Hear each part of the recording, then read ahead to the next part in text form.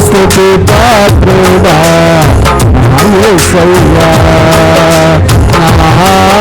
ఆరాధనకు నీవే యోగ్యుడవయ్యా, ఆరాధనకు నీవే యోగ్యుడవయ్యా, నా స్తుతి పాత్రుడా నా యేసయ్యా. హల్లెలూయా.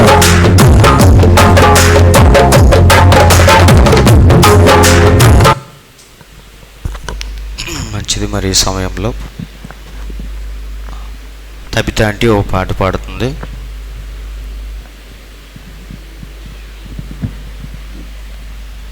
తబిత అంటే తర్వాత లలితమ్మ గారు ఒక పాట పాడు. దేవుని స్తోత్రాలు. నన్ను విడువక ఎడబాయక దాచితివా నీ చేతి నీడలో యేసయ్యా, నీ చేతి నీడలో నన్ను విడువక ఎడబాయక దాచితివా నీ చేతి నీడలో యేసయ్యా, నీ చేతి నీడలో సిలువలో తాపిన రెక్కల నీడలో సిలువలో తాపిన రెక్కల నీడలో సురక్షితముగా నన్ను దాచితివా, సురక్షితముగా నన్ను దాచితివా, కన్నీటి బ్రతుకును నాట్యముగా మార్చి ఆదరించిన యేసయ్యా,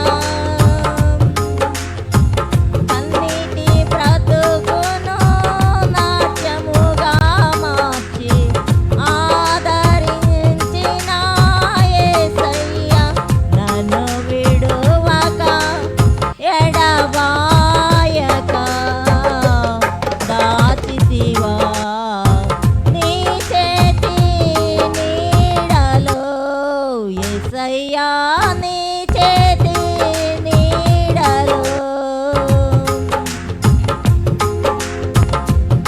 ఉన్నత పిలుపుతో నన్ను పిలచి, ఉన్నత పిలుపుతో నన్ను పిలచి, నీవున్న చోటున నేనుండుటకై, నీవున్న చోటున నేనుండుటకై పిలుపుకు తగిన మార్గము చూపి నన్ను స్థిరపరచిన యేసయ్యా, నన్ను విడువక ఎడబాయక దాచితివా నీ చేతి నీడలో యేసయ్యా, నీ చేతి నీడలో. హల్లెలూయా.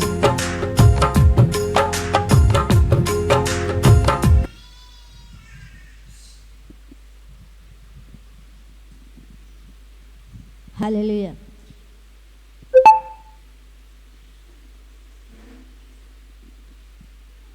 నా హృదయమెంతో జీవము గల దేవుని దర్శింపానందముతో కేకలేయుచున్నది. నా హృదయమెంతో జీవము గల దేవుని దర్శింపానందముతో కేకలేయుచున్నది. నా దేహమెంతో నీకై ఆశించే, నా దేహమెంతో నీకై ఆశించే,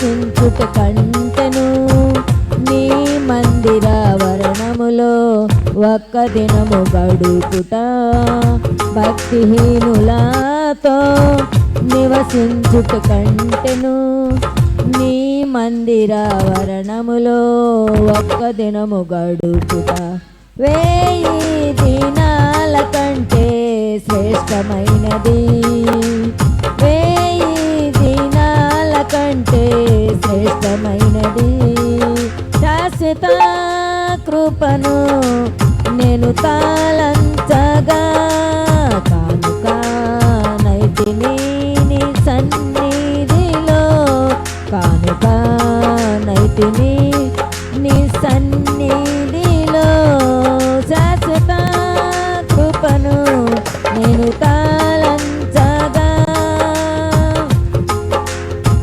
సియోను శిఖరాన సిలువ సితారతో సింహాసనము ఎదుట క్రొత్త పాట పాడెదా సియోను శిఖరాన సిలువ సితారతో సింహాసనము ఎదుట క్రొత్త పాట పాడెదా సియోను రారాజు నీవేగా సియోను రారాజు నీవేగా శాశ్వత కృపను నేను తాళంచగా కానుక నైతిని నీ సన్నిధిలో కానుక నైతిని నీ సన్నిధిలో శాశ్వత కృపను నేను తాళంచగా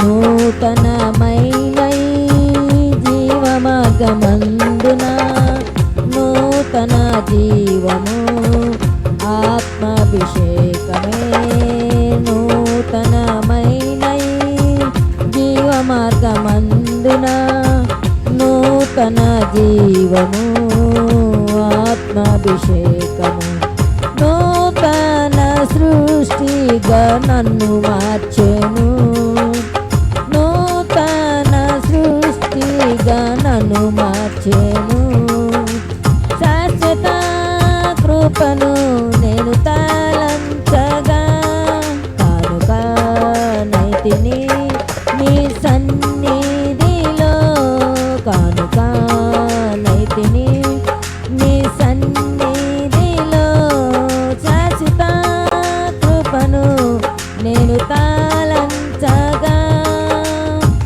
నా హృదయమెంతో జీవము గల దేవుని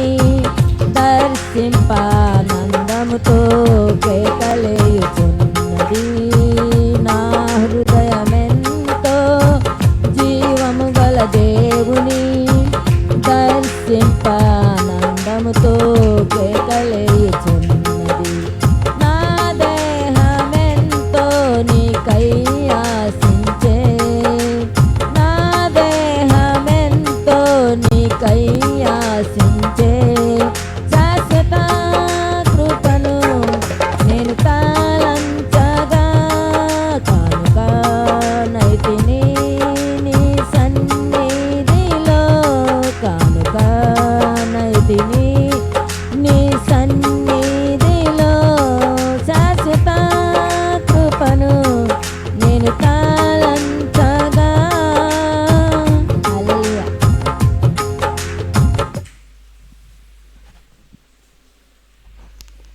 మంచిది, పాటలు ఇంతటితో ముగించుకుందాం. మరి ఈ సమయంలో మనందరం ఒక్కసారి లేచి నిలబడదాం.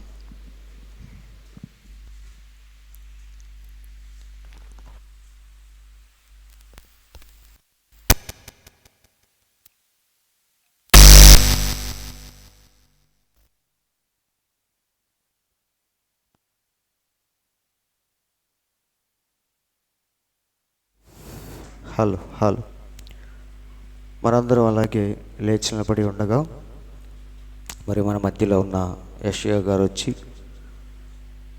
ప్రార్థనలో నడిపిస్తారు. అందరూ కొద్ది నిమిషాలు దేవునికి మన స్తుతులు చెల్లించుకుందాం.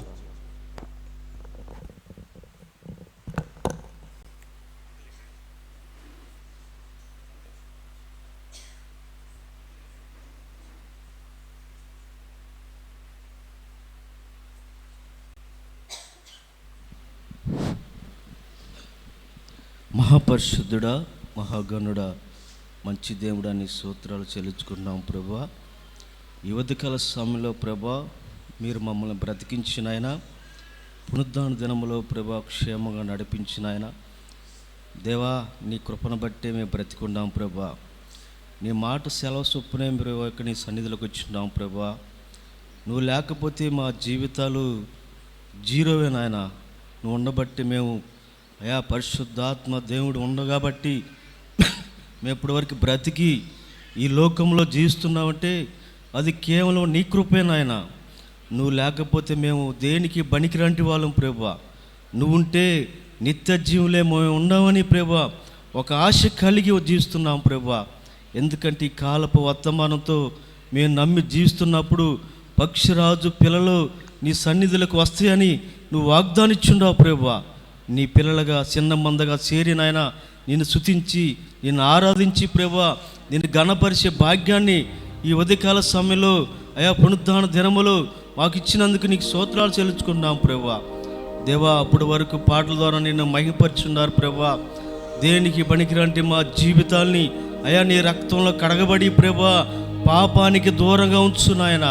అయా ఏ పాపం మా మీదకి రానికుండా ఆయా పవిత్రమైన జీవితాన్ని, పవిత్రమైన ఆయా హృదయాన్ని ప్రభా శుద్ధీకరించి నీ మీదే ఆధారపడి మంచి ఆలోచనలతో మంచి జీవితాన్ని ముందు సాగిపోయే భాగ్యాన్ని నీ కృప ద్వారా సహాయం చేయమని అడుగుతున్నాం ప్రభా.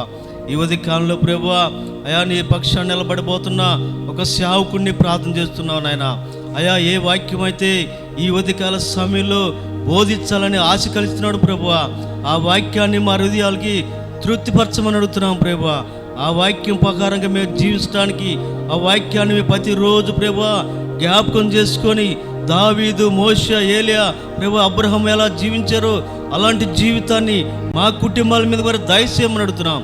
మీరే సహాయం చేయమని ఆది నుంచి ప్రభా అంతం వరకు నీ అధ్యక్షులో జరిగించమని సమస్త ఘనత మహిమ మీరే పొందమని యేసు క్రీస్తు నామములో ప్రార్థించి అడిగి పెడుకున్నాం తండ్రి. ఆమేన్. మంచిది, మనందరూ అలాగే లేచి నిలబడి ఉండగా పరిశుద్ధ గ్రంథంలో నుండి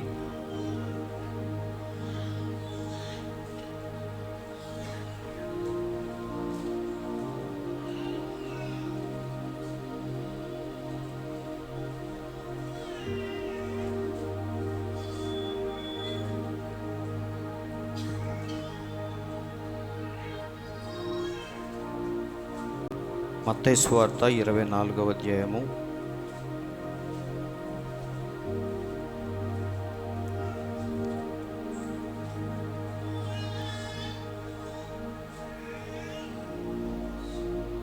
35వ వచనం చదువుకుందాం. మత్తయి సువార్త 24వ అధ్యాయము 35వ వచనం. ఆకాశమును భూమియు గతించును కానీ నా మాటలు ఏమాత్రమునో గతింపవు. చాలండి. మరి అలాగే వాక్యం నిమిత్తం షేతు బాబాయ్ చిన్న ప్రార్థన చేస్తాడు.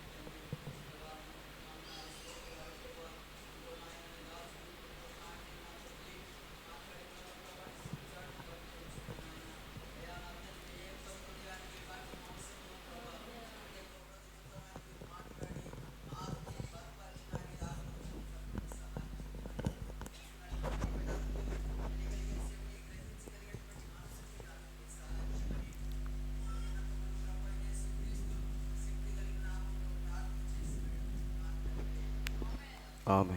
దయచేసి అందరూ కూర్చోండి.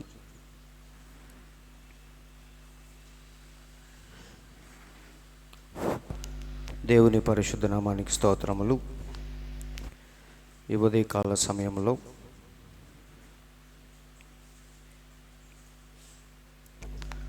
మరి ఇప్పటి వరకు చక్కని పాటల ద్వారా మన దేవుణ్ణి ఘనపరిచాం.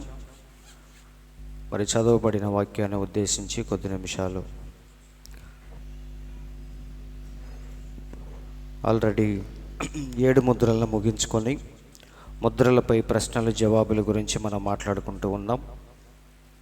మరి ఈరోజు ఆల్రెడీ 10 ప్రశ్నల గురించి పోయిన వారం చెప్పుకున్నాం. 11వ ప్రశ్న నుండి ఈరోజు మాట్లాడుకుందాం. మరి 10వ ప్రశ్న అందరికీ గుర్తుంది కదా, ఒకసారి చూద్దాం. 10వ ప్రశ్న, యూదులకు బోధించడానికి రాబోయే ఏలియా భూమిపైన జీవించే నిజమైన వ్యక్తిగా ఉంటాడా? అంటే యూదుల దగ్గరికి రాబోయే ఏలియా ఆహాబు యెజెబెలు కాలంలో వచ్చిన ఏలియానా, లేక మరొక వ్యక్తి మీద ఏలియా అభిషేకం ఉంటుందా అని ఆయన ప్రశ్న అడిగాడు. అప్పుడు మన ప్రవక్త ఏమన్నాడు? ఈ ఏలియా ఎలా ఉంటాడంటే మరి ఎక్కువ 90% ఆ కాలానికి సరిపోయిన వ్యక్తిని దేవుడు పుట్టించి ఆ వ్యక్తి మీద ఏలియా యొక్క అభిషేకాన్ని ఉంచుతాడని మన ప్రవక్త చెప్పాడు. ఎందుకంటే బాప్తిస్మం ఇచ్చి యోహాను మీద ఏలియా ఆత్మ పనిచేసింది, కానీ ఆయన మాత్రం జకర్యాకు పుట్టాడు. అవునా? జకర్యాకు పుట్టిన బాప్తిస్మం ఇచ్చి యోహాను, కానీ దేవుడు ఆయన మీద ఏలియా యొక్క అభిషేకాన్ని ఉంచాడు. సేమ్ అలాగే మన ప్రవక్తను కూడా అమెరికాలో జెఫర్సన్విల్లో దేవుడు పుట్టించి మరి ఆయన మీద ఏలియా యొక్క అభిషేకాన్ని దేవుడు ఉంచాడు. సేమ్ అలాగే 144,000 మందికి, అంటే యూదులకి సువార్త చెప్పేటప్పుడు కూడా ఆ పరిస్థితులకి తగినట్టుగా ఒక వ్యక్తిని దేవుడు పుట్టించి ఆయన మీద ఏలియా యొక్క అభిషేకాన్ని ఉంచుతాడని మన ప్రవక్త చెప్పాడు. కానీ అదే కన్ఫర్మేషన్గా చెప్పలేదు, అదే నిజమని చెప్పలేదు. చూడండి, కానీ అది నిజమని నేను చెప్పలేదు, నాకు తెలియదు అలా అని మన ప్రవక్త ఊహిస్తున్నాడు. కానీ సేమ్ యాజ్ ఇట్ ఈస్గా అలాగే జరిగిద్దా అంటే నాకు తెలియదు అన్నాడు. ఇది 10వ ప్రశ్న. 11వ ప్రశ్నలోకి మనం వెళ్దాం. ఇక్కడ మనందరికీ తెలిసిందే, త్రిత్వము గురించి మరి బాప్తీసం గురించి ఆ వ్యక్తి అడుగుతున్నాడు. ఏమనంటే, దయచేసి బాప్తీసం గురించి నాకు సమాధానం చెప్పండి. మత్తయి 28:19లో తండ్రి, కుమారుడు మరియు పరిశుద్ధాత్మ యొక్క నామములో అని దేవుడు చెప్పాడు. కానీ అపోస్తల కార్యముల గ్రంథములో అది 2:38లో పేతురు ఏం చేశాడు? యేసుక్రీస్తు నామంలో బాప్తీసం ఇచ్చాడు. అవునా? ఈ రెండిటికి ఉన్న తేడాను, అంటే పేతురు తప్పు బాప్తీసం ఇచ్చాడా లేదా మరి దేవుడే మర్మయుక్తంగా చెప్పాడా అని ఆ వ్యక్తికి అర్థం కాలేదు. మనందరికీ తెలుసు, దాని గురించి చాలాసార్లు మనం విన్నాం. అవునా? ఇక్కడ చూడండి, ప్రవక్త ఏమన్నాడు? అది ఎవరు రాసినప్పటికీ ఈ ప్రశ్న ఎటువంటి మార్పు రాలేదు. చూసారా? పేతురు యేసు చెప్పినట్లు సరిగ్గా చేశాడు.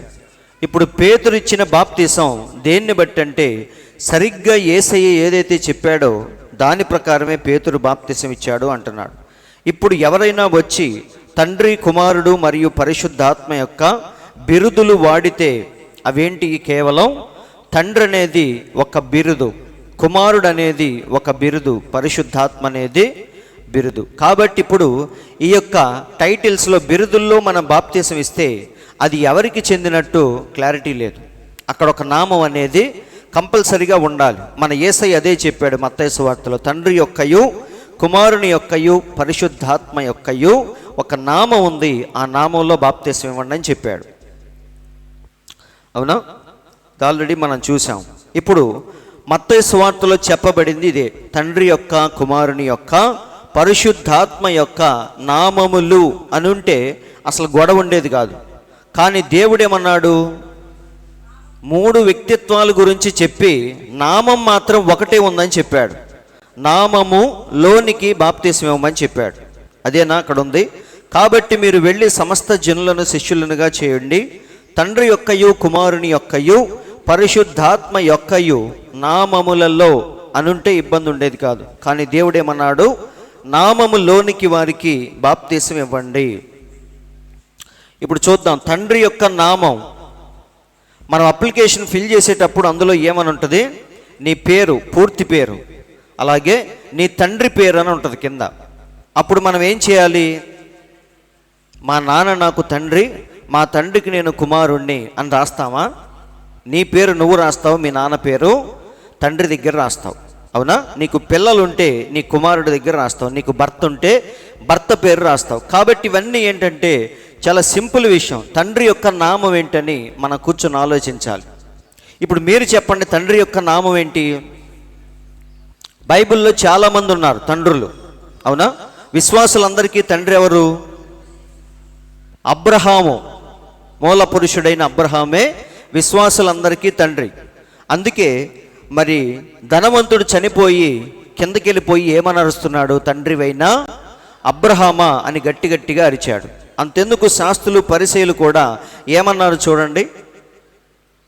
మన దేవునితో గొడవైనప్పుడు దేవుడు ఏమన్నాడంటే, మీరు మీ తండ్రి యగు అపవాది సంబంధులు అన్నాడు. అప్పుడు వాళ్ళు ఏమన్నారు? వారు ఆయనతో, చదవండి, అందరు చదువొచ్చిన వాళ్ళే ఇక్కడ ఉంది, అదేదో వేరే భాషలో ఉందన్నట్టు చూడమాకండి. వారందరూ ఏమన్నారు?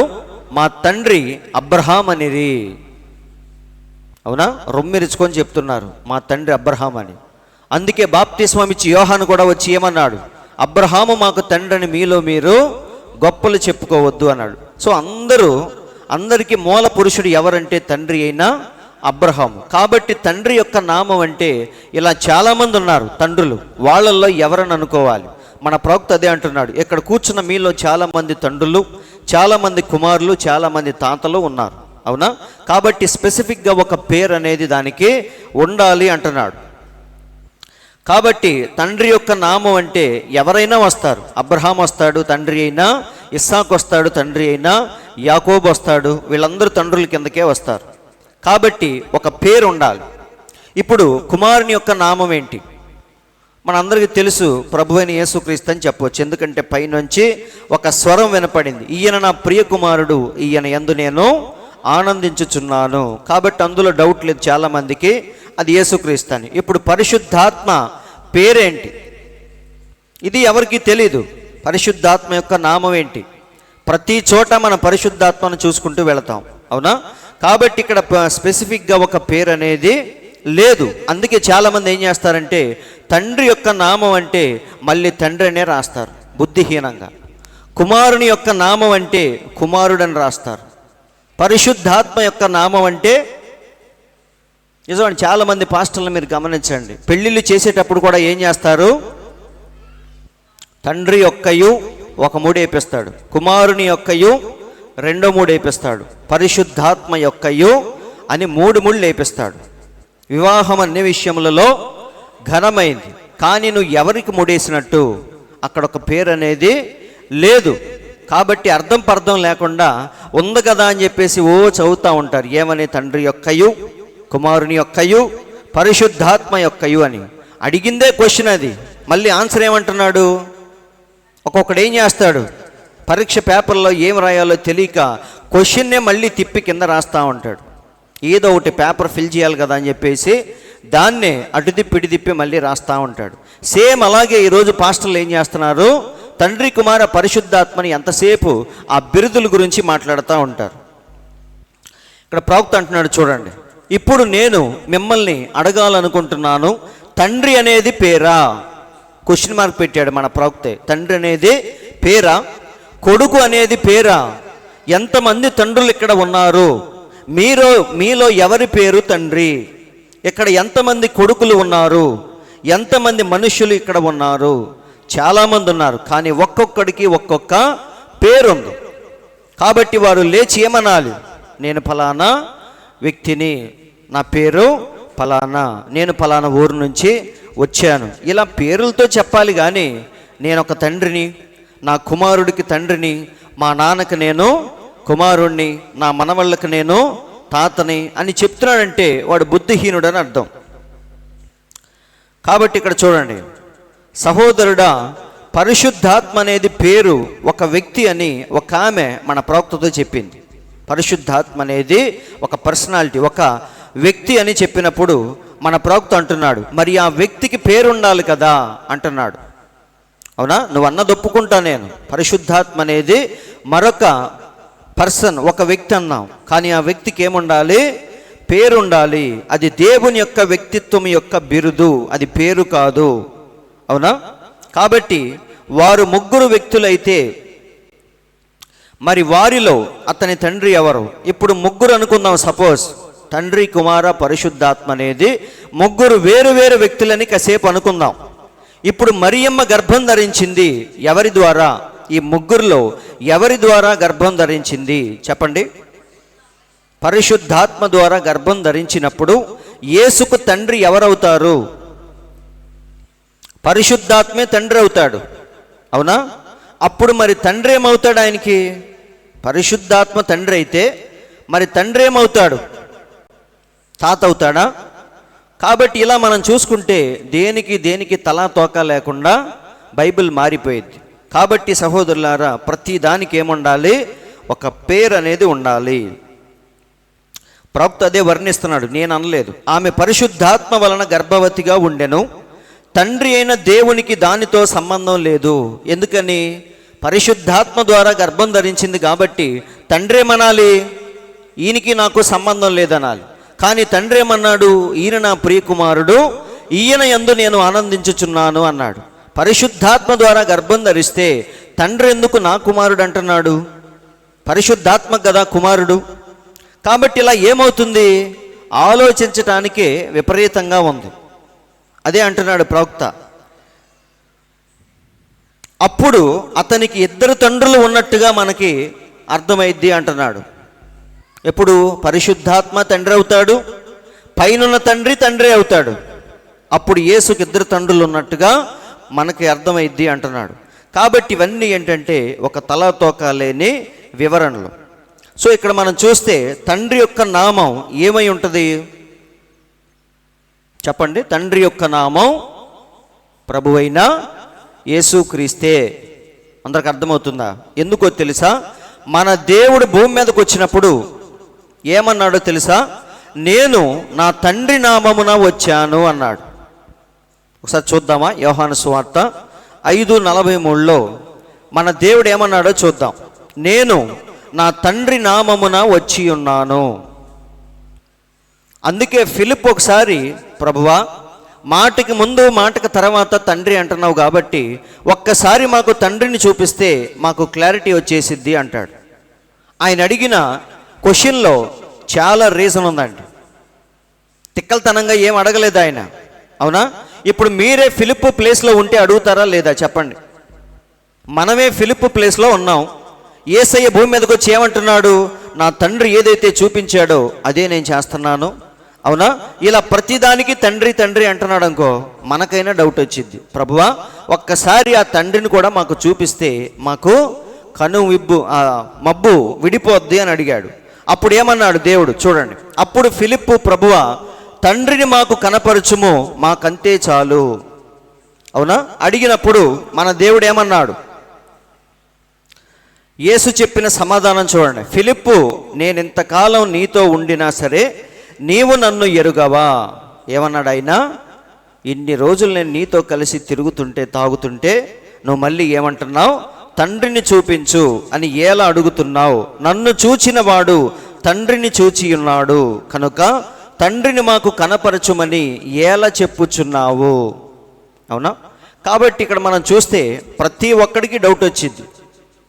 తండ్రి తండ్రి అంటున్నాడు, ఆ తండ్రిని కూడా చూసేస్తే ఒక పని అయిపోద్ది అని. కానీ మన దేవుడు ఏమన్నాడు? నన్ను చూసిన వాడు తండ్రిని చూసి ఉన్నాడు. ఎందుకంటే నేను వచ్చిందే తండ్రి నామమున వచ్చాను అన్నాడు.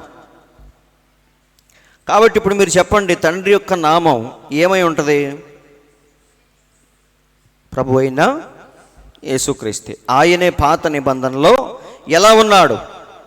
తండ్రిగా ఉండి ప్రజలందరితో వ్యవహరిస్తూ వచ్చాడు ఈ యేసే. అందుకే మనం చూస్తే పాత నిబంధనలో పౌలేమంటున్నాడు? అందరూ ఆత్మ సంబంధమైన ఒకే బండలోనిది పానీయము చేసిరి, ఆ బండ క్రీస్తే. అలాగే హెబ్రీలకు రాసిన పత్రికలో కూడా మోషే దేనికోసం విడిచిపెట్టాడు? ఐగుప్తు ధనము కంటే క్రీస్తు విషయమైన నింద గొప్ప భాగ్యమని ఎంచుకున్నాడు. కాబట్టి పాత నిబంధనలో యేసుక్రీస్తు ఉన్నాడా లేదా? ఉన్నాడు. ఎలా ఉన్నాడు? తండ్రిగా ఉన్నాడు. వ్యక్తి ఒకరే, కానీ పోషించిన పాత్రలు మాత్రం 3. చాలాసార్లు మనం విన్నాం.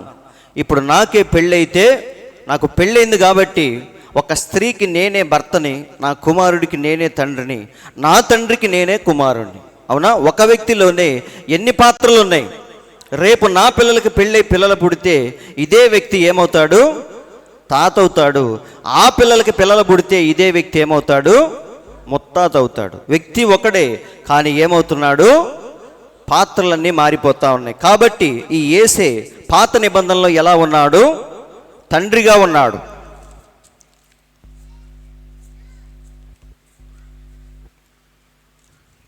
కొరింథీయులకు రాసిన పత్రిక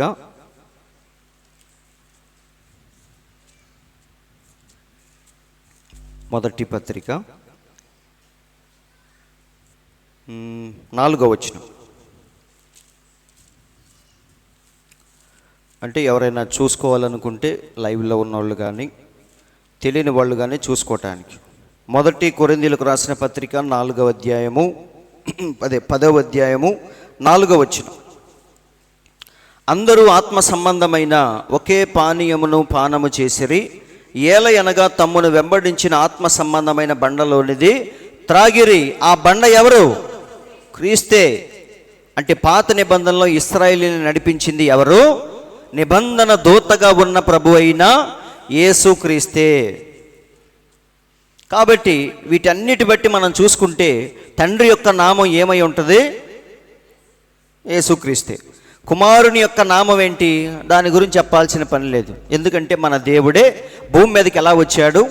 ఇప్పుడు ఈ తండ్రే పాత నిబంధనలో తండ్రిగా ఉన్న యేసుక్రీస్తే కొత్త నిబంధనలో ఎలా వచ్చాడు? కుమారునిగా భూమి మీదకి వచ్చాడు. అవునా?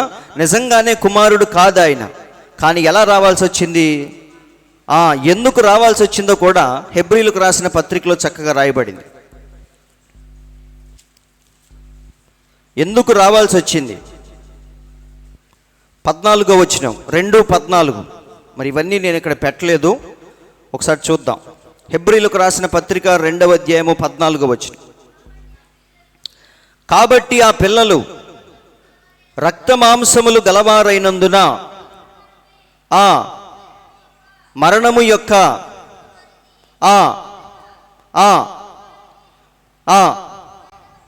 మరణము ద్వారా నశింప చేయుటకు మరణ భయము చేత విడిపించుటకును ఆయన కూడా అలాగే ఆది యందు వాక్యముండెను, వాక్యము దేవుని యొద్ద ఉండెను, ఆ వాక్యమే ఏమైంది? శరీరమును ధరించి ఒకరోజు భూమి మీదకు వచ్చింది. కాబట్టి పాత నిబంధనలో తండ్రిగా ఉన్న యేసుక్రీస్తే కొత్త నిబంధనలో కుమారుడిగా భూమి మీదకు వచ్చాడు. ఇంకొక ఆయన్ని పంపించలేదు. ఇప్పుడు కుమారుని యొక్క నామం ఏంటి? ప్రభు అయిన యేసుక్రీస్తే. మరి పరిశుద్ధాత్మ యొక్క నామం ఏంటి? ఇది కూడా ఆదికాండం నుండి మనకు కనిపిస్తూ వచ్చింది, పరిశుద్ధాత్మ పరిశుద్ధాత్మ. అవునా? అంతెందుకు, ఆదికాండం 1:1 ఏమనుంది? చీకటి అగాధ జలము పైన కమ్మి ఉండెను, దేవుని ఆత్మ జలముల పైన అల్లాడుచుండెను. అప్పటి నుండి ఈ పరిశుద్ధాత్మ మనకు కనిపిస్తూనే వచ్చింది. కాబట్టి దానికి ఒక నామం ఉంది. అది ఏ నామం? అందుకే మనం చూస్తే ఇక్కడ చూడండి, యోహాను సువార్త 14:26 స్వయంగా దేవుడే చెప్తున్నాడు, యేసయ్య, ఆదరణకర్త అనగా తండ్రి నా నామమున పంపబోవు పరిశుద్ధాత్మ. ఏమంటున్నాడు ఆయన? ఇందాకేమన్నాడు? నేను నా తండ్రి నామములో వచ్చాను అన్నాడు. ఇప్పుడేమంటున్నాడు? తండ్రి నా నామమున పంపబోయే పరిశుద్ధాత్మ అంటున్నాడు. సో ఎటు నుండి ఇటు చూసినా మనకి ఒకే ఒక్క నామం కనిపించింది, అదే ప్రభువైన యేసుక్రీస్తు యొక్క నామం. అలాగే ఇంకో చోట ఏమన్నాడు చూడండి. ఇప్పుడు పెంతెకొస్తు పండుగ రోజున వారి దగ్గరికి దిగి వచ్చింది ఎవరు చెప్పండి?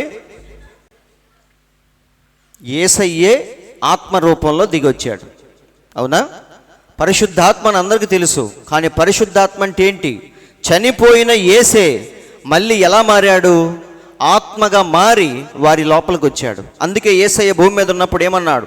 నేను మళ్ళీ మీ దగ్గరికి వస్తాను అన్నాడు. ఒకసారి చూద్దాం, యోహాను సువార్త 14:18. మిమ్మును అనాథలుగా విడువను, మీ యొద్దకు వత్తును. యేసయ్య ఏమంటున్నాడు? కొంతకాలమైన తర్వాత మళ్ళీ నేను వస్తాను అంటున్నాడు. పరిశుద్ధాత్మ వేరొక వ్యక్తి అయితే నేను వస్తానని దేవుడు చెప్పడుగా.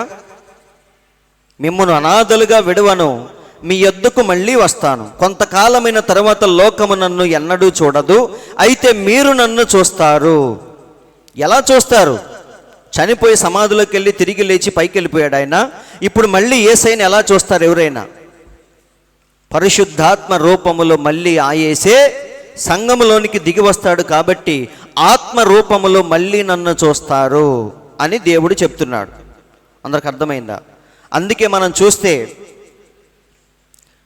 మరి కొత్త నిబంధన అంతా కూడా సంఘాన్ని నడిపించింది ఎవరంటే పరిశుద్ధాత్మ రూపములో ఉన్న ప్రభువైన యేసుక్రీస్తు. అందుకే మనం చూస్తే పౌలు మరి వాక్యము చెప్తూ అనేక మందిని దేవుని వైపుకు తిప్పుకుంటూ వెళ్ళిపోతున్నాడు. పౌలు, శీల వీళ్ళందరూ. అయితే వాళ్ళు వెళ్ళేటప్పుడు మధ్య మధ్యలో దేవుడు ఏం చేస్తున్నాడంటే ఇక్కడ వాక్యము చెప్పొద్దని కొన్ని చోట్ల అడ్డుకున్నాడు. ఒకసారి చూద్దాం. ఇక్కడ చూడండి, ఆసియాలో వాక్యము చెప్పకూడదని పరిశుద్ధాత్మ వారిని ఏం చేసింది? ఆటంకపరిచింది. అవునా? వారు ఒక్కొక్క ప్రదేశాన్ని వాక్యం చెప్పుకుంటూ ఈ ఊర్లో వాక్యం చెప్పడం అయిపోగానే వేరే ఊరికి వెళుతున్నారు. ఇలా వెళ్ళేటప్పుడు మధ్యలో పరిశుద్ధాత్మ ఏం చేసింది? ఆసియాలో వాక్యము చెప్పకూడదని ఆటంకపరిచింది. అప్పుడు వాళ్ళు ఏం చేశారు? వారు ఫ్రుగియా, గలతియా ప్రదేశముల ద్వారా వెళ్ళిరి. ముసియా దగ్గరకు వచ్చినప్పుడు అటు నుండి బెతూనియాకు వెళ్ళుటకు ప్రయత్నము చేసిరి. కానీ ఇక్కడ చూడండి, యేసు యొక్క ఆత్మ వారిని వెళ్ళనివ్వలేదు. చాలా స్పష్టంగా ఉంది. మనమేమి గంతులు ఇవ్వాల్సిన పని లేదండి. అవునా? కింద ఒక ఆయన ఉన్నాడు, పైనుంచి ఒక స్వరం వినపడుతుంది, ఇంకొక ఆయన ఏమో ఎగురుకుంటా వస్తున్నాడు. దీన్ని బట్టే మనకు అర్థమవుతుంది ఖచ్చితంగా ముగ్గురు ఉన్నారని. అని చాలామంది ఈ వాక్యాలు చూపించి దేవుణ్ణి ముగ్గురుగా మనకు చూపిస్తూ ఉంటారు. అవునా? కానీ ఇక్కడ చూడండి, యేసు యొక్క ఆత్మే మళ్ళీ వారిని వెళ్ళనివ్వలేదు. కాబట్టి పరిశుద్ధాత్మ అంటే ఏదో కాదు కానీ ఆత్మ రూపములో ఉన్న యేసుక్రీస్తు. అందరూ ఆలకిస్తున్నారా? ఇదే పరిశుద్ధాత్మ పౌలుని ఏం చేసింది? దమస్కు వెళ్ళేటప్పుడు తన్ని కింద పడేసింది. కాబట్టి ఇలా మనం చూసుకుంటూ వెళితే ప్రతి చోట మనకి ఎవరు కనిపిస్తారు? యేసు యొక్క ఆత్మే పరిశుద్ధాత్మ. కుమారుడుగా దిగి వచ్చిన వాడే ప్రభువైన యేసుక్రీస్తు. ఈ యేసుక్రీస్తే పాత నిబంధనలో తండ్రిగా ఉండి అందరితో వ్యవహరించాడు. కాబట్టి ఆదికాండం నుండి ప్రకటన గ్రంథం వరకు ఒకే ఒక్క దేవుడు మనకు కనిపిస్తాడు, ఆయనే ప్రభువైన యేసుక్రీస్తు. అందుకే లాస్ట్లో ఏమంటున్నాడు? నేనే మొదటి వాడను, కడపటి వాడను, జీవించువాడను, మృతుడనైతిని కానీ ఇదిగో యుగ యుగములు సజీవులుగా ఉన్నాను. కాబట్టి ఇదంతా చెప్పబడింది ఒకే ఒక్క వ్యక్తి గురించి. దాన్నే మన దేవుడు ఏమని చెప్పాడంటే మర్మయుక్తంగా మత్తయి సువార్తలో ఏమన్నాడు? తండ్రి యొక్కయు కుమారుని యొక్కయు పరిశుద్ధాత్మ యొక్క నామములో ఇవ్వండి అని దేవుడు మర్మయుక్తంగా చెప్పాడు. అవునా? దీన్ని మళ్ళీ పెంతెకొస్తు పండుగ రోజున ఎవరికి బయలుపరిచాడు? పేతురుకు బయలుపరిచాడు. అందుకే పేతురు నిస్సందేహంగా 3000 మందిని మార్చాడు ఆయన. వాళ్ళందరికీ వీళ్ళు ఏ నామంలో బాప్తిసం ఇచ్చారు చెప్పండి? యేసుక్రీస్తు నామంలో బాప్తిసం ఇచ్చారు. ఇప్పుడు పేతురు చేసింది దేవుడు చెప్పిన దానికి విరుద్ధంగా ఉందా? దేవుడు చెప్పిందే చేశాడా? దేవుడు చెప్పిందే ఎగ్జాక్ట్గా చేశాడు. కాబట్టి దేవుడు ఒకటి చెప్తే శిష్యులు మరొకటి ఇచ్చారని చాలామంది అనుకుంటారు. కానీ కాదండి, దేవుడు ఏదైతే చెప్పాడో తూచా తప్పకుండా దాన్నే నెరవేర్చారు ఆది అపోస్తులు. అవునా? కాబట్టి ఏ నామంలో తీసుకోవాలి మనం? యేసుక్రీస్తు నామంలో బాప్తీసం తీసుకోవాలి. ఒకవేళ వేరే నామంలో మనం బాప్తీసం తీసుకుంటే మనం ఏం చేయాలి? నిజం తెలుసుకున్న తర్వాత ఏం చేయాలి? ఆల్రెడీ నా హృదయం మారింది కదా, మళ్ళీ ఎందుకు బాప్తీసం అనుకోవాలా? సరైన బాప్తీసం మళ్ళీ తీసుకోవాలా? సరైన బాప్తీసం మళ్ళీ మనం తీసుకోవాలి. ఎందుకంటే పౌలు ఆల్రెడీ బాప్తీసం తీసుకున్న వాళ్ళకి మళ్ళీ ఇచ్చాడు. అది మనందరికీ తెలుసు. తెలియని వాళ్ళకి అపోస్తల కార్యములు 19వ అధ్యాయంలో చక్కగా రాయబడింది. నేను చదువుతాను.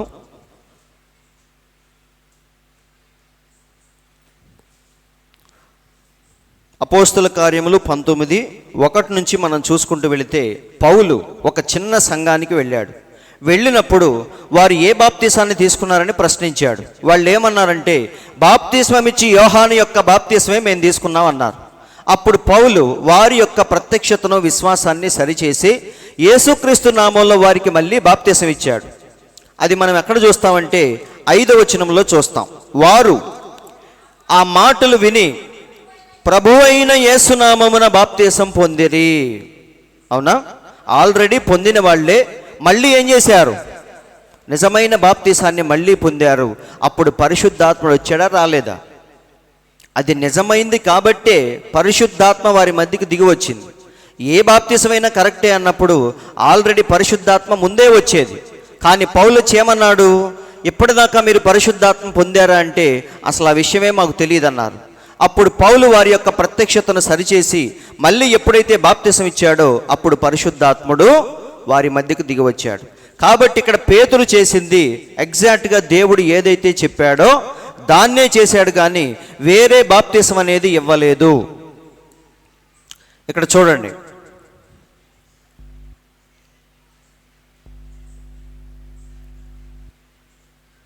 ఇక్కడ ఒక వాక్యం ఉంది. దీన్ని ఎక్కువగా చెప్తా ఉంటారు మతశాఖల వారు. ఏమనంటే, ప్రభు అయిన యేసుక్రీస్తు, చూడండి, ప్రభువు నా ప్రభువుతో నీవు నా కుడి పార్శ్వమున కూర్చుండము అని చెప్పాడు. ఈ వాక్యం మనకేమర్థమవుతుంది? ప్రభువు నా ప్రభువుతో ఏమన్నాడంట? నా కుడి పార్శ్వమున కూర్చో అని చెప్పాడంట. ఈ మాటలను బట్టి మనకి ఏమర్థమవుతుంది? ఇద్దరున్నారన్న విషయం మనకు అర్థమవుతుంది. అవునా? పెద్ద దేవుడు చిన్న దేవుడితో ఏమన్నాడు? నువ్వు నా కుడి పార్శ్వమున కూర్చో అని చెప్పాడు. ఇది బైబిల్లో ఉన్న మాట. కాబట్టి చాలామంది ఇది చూపించి ఇక్కడ మనకి ఎంతమంది ప్రభువులు ఉన్నారు? ఇద్దరున్నారని చాలామంది చెప్తారు. అయితే ప్రవక్త ఏమంటున్నాడు చూడండి, ఇది చూడండి, దేవుని నుండి బయలు వెడలిన లోగాస్. అవునా? ఆది యందు ఏముంది? వాక్యం ఉంది. వాక్యము ఎక్కడుంది? దేవుని యొద్ద ఉంది. వాక్యమే దేవుడై ఉన్నాడు. కాబట్టి మన దేవుడు ఎవ్వరూ లేనప్పుడు దహించు అగ్నిగా సమీపింపరాని తేజస్సులో ఉన్నాడు. ఆయనలో నుంచి మొట్టమొదటిగా ఏం బయటకు వచ్చింది? ఈ లోగాస్ అనేది బయటకు వచ్చింది. వాక్యం అనేది బయటకు వచ్చింది. అవునా? అప్పుడు ఈ వాక్యం ఏం చేసింది? సమస్తమును కలుగజేసింది.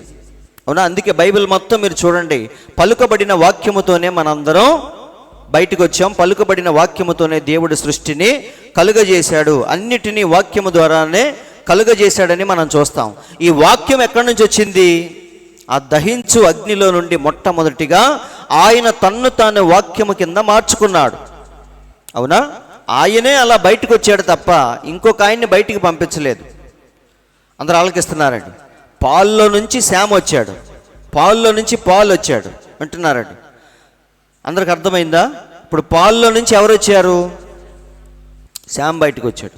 రవి పాస్టర్ గారిలో నుంచి పాల్ వచ్చాడు, పాల్లో నుంచి శామ్ వచ్చాడు. ఇప్పుడు రవి పాస్టర్ గారిలో నుంచి రవి పాస్టర్ గారే బయటకు వచ్చాడు అనుకో. అవునా? పరలోకంలో జరిగింది అదే. దేవునిలో నుంచి మరొక రూపం బయటకు వచ్చింది. అందరు వింటున్నారండి. కాబట్టి ఆ రెండు వేరు వేరు కాదు, ఒక్కటే. వింటున్నారండి. ఇప్పుడు రవి పాస్టర్ గారిలో నుంచి పాలు వచ్చాడు కాబట్టి ఇద్దరు వేరు వేరు. నేను మీ ఇంటికి వచ్చినప్పుడు ఎన్ని కుర్చీలు వేస్తారు? మా డాడీ నేను వచ్చినప్పుడు 2 కుర్చీలు వేస్తారు.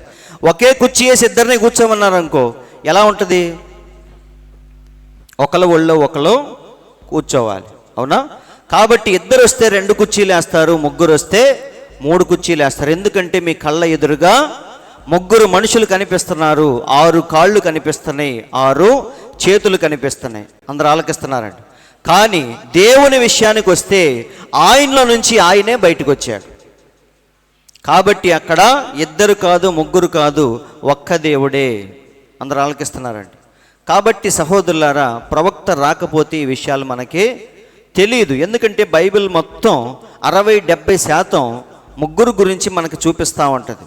ఒక్క 30% 40% మాత్రమే ఒక్క దేవుడి గురించి మాట్లాడుతూ ఉంటుంది. అప్పుడు మనం ఏం చేయాలి? ఎక్కువ రెఫరెన్సులు ముగ్గురు గురించే ఉన్నాయి కాబట్టి త్రిత్వాన్ని మనం నమ్మాలి అనుకుంటాం.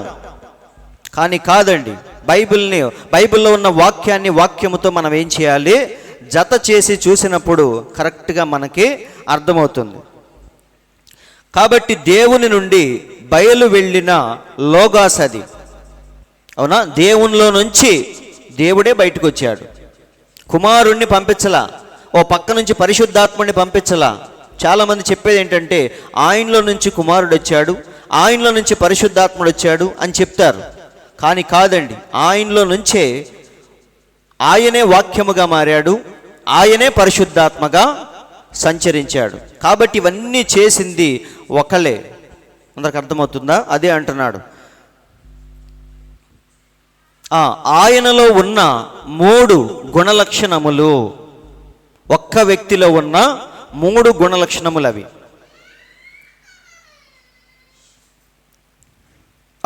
3 విధములుగా దేవుడను వ్యక్తి బయలుపడిన 3 పరిపూర్ణమైన బిరుదులు, తండ్రి, కుమారుడు, అలాగే పరిశుద్ధాత్మ. కాబట్టి 3 వేరు దేవుళ్ళు అనే త్రిత్వ బోధకుల ప్రకారం అది అన్యత్వం కిందకు వచ్చింది. అవునా?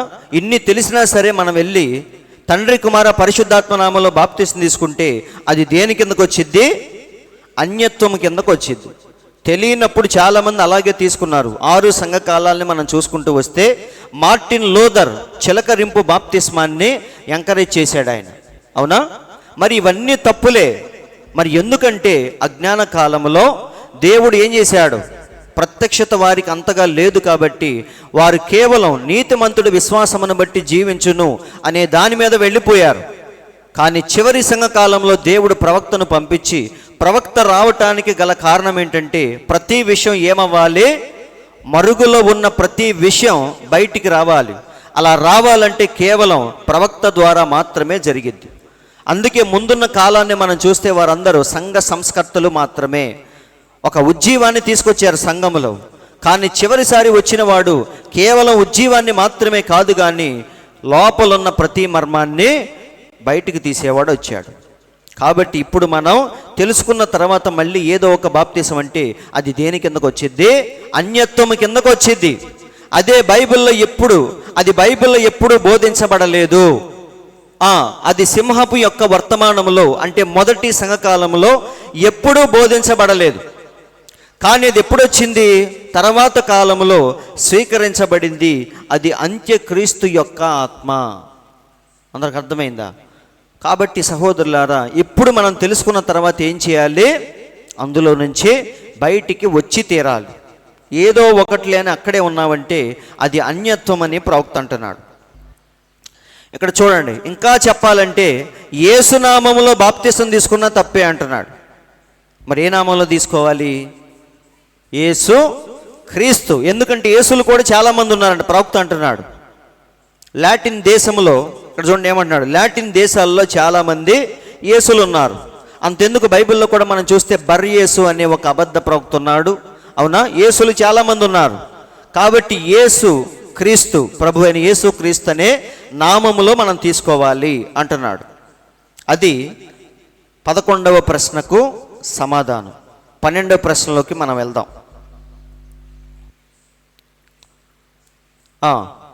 ఇక్కడ చూడండి, ఈ ప్రశ్న, ఇప్పుడు నేను అడగబోయే ప్రశ్న సరిగ్గా లేకపోతే సమాధానం ఇవ్వద్దు.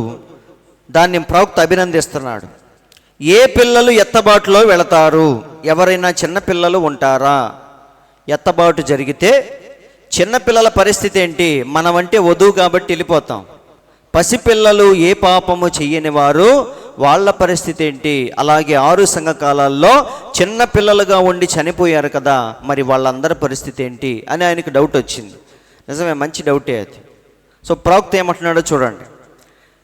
ప్రవక్త సింపుల్గా చెప్పాడు, జగత్తు పునాది వేయబడక ముందు గొర్రెపిల్ల జీవగ్రంథములో ఎవరి పేర్లైతే ఉంటాయో వారు ఎవరైనా సరే, పెద్దవాళ్ళైనా చిన్నపిల్లలైనా ఎవరైనా సరే, దేవుడు వారిని విమోచిస్తాడు, రక్షిస్తాడు. అవునా? చూడండి, జగత్తు పునాది వేయబడక ముందు గొర్రెపిల్ల జీవగ్రంథములో ఒక పేరు పెట్టినప్పుడు ప్రపంచములో ఏది దాన్ని తుడిచివేయలేదు. ఎందుకంటే అది క్రీస్తు యొక్క రక్తము అనే సిరాతో వ్రాయబడింది. ఏ సిరా అది? ఏ ఇంకుతో రాశాడు దేవుడు? యేసు క్రీస్తు అనే రక్తముతో దాన్ని రాశాడు. కాబట్టి ఇక ప్రపంచములో ఎవ్వడు దాన్ని తుడిపేయలేడు. అది ఎంత పెద్దదైనా, అంత పెద్దదైనా, ఎంత పెద్దదైనా సరే, అది ఏదైనా సరే, అది అలాగే ఉంటుంది. పిల్లలందరూ, సంఘము అంతా, సో ఆ గొర్రెపిల్ల జీవగ్రంథంలో ఎవరి పేర్లైతే ఉన్నాయో వారు ఏ వయసులో ఉన్నా, పెద్దవాళ్ళైనా ముసలి వాళ్ళైనా అందరినీ దేవుడు రక్షిస్తాడు. అందరూ ఆలకిస్తున్నారండి. దేవుడికి తెలుసు మన భూమి మీదకి వచ్చి ఎన్ని సంవత్సరాలు జీవిస్తాము. సపోజ్ ఒక వ్యక్తి 4 సంవత్సరాలు బతికి చిన్నపిల్లవాడుగా చనిపోయాడు, అవునా? వాడు 4 ఏళ్లకే చనిపోతాడని తల్లికి తెలియదు, మనకి తెలియదు, కానీ దేవునికి మాత్రం తెలుసు. బైబిల్లో ఏమనుంది? నేను ఇంకా పుట్టక ముందే నా దినములన్నీ నీ గ్రంథములో. ఒకసారి చూస్తారా? అది తెలిసిన వాళ్ళు చూడండి.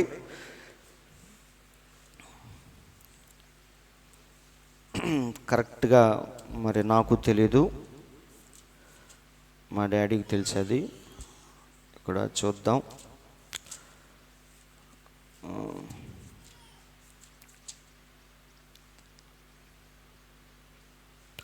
139వ కీర్తన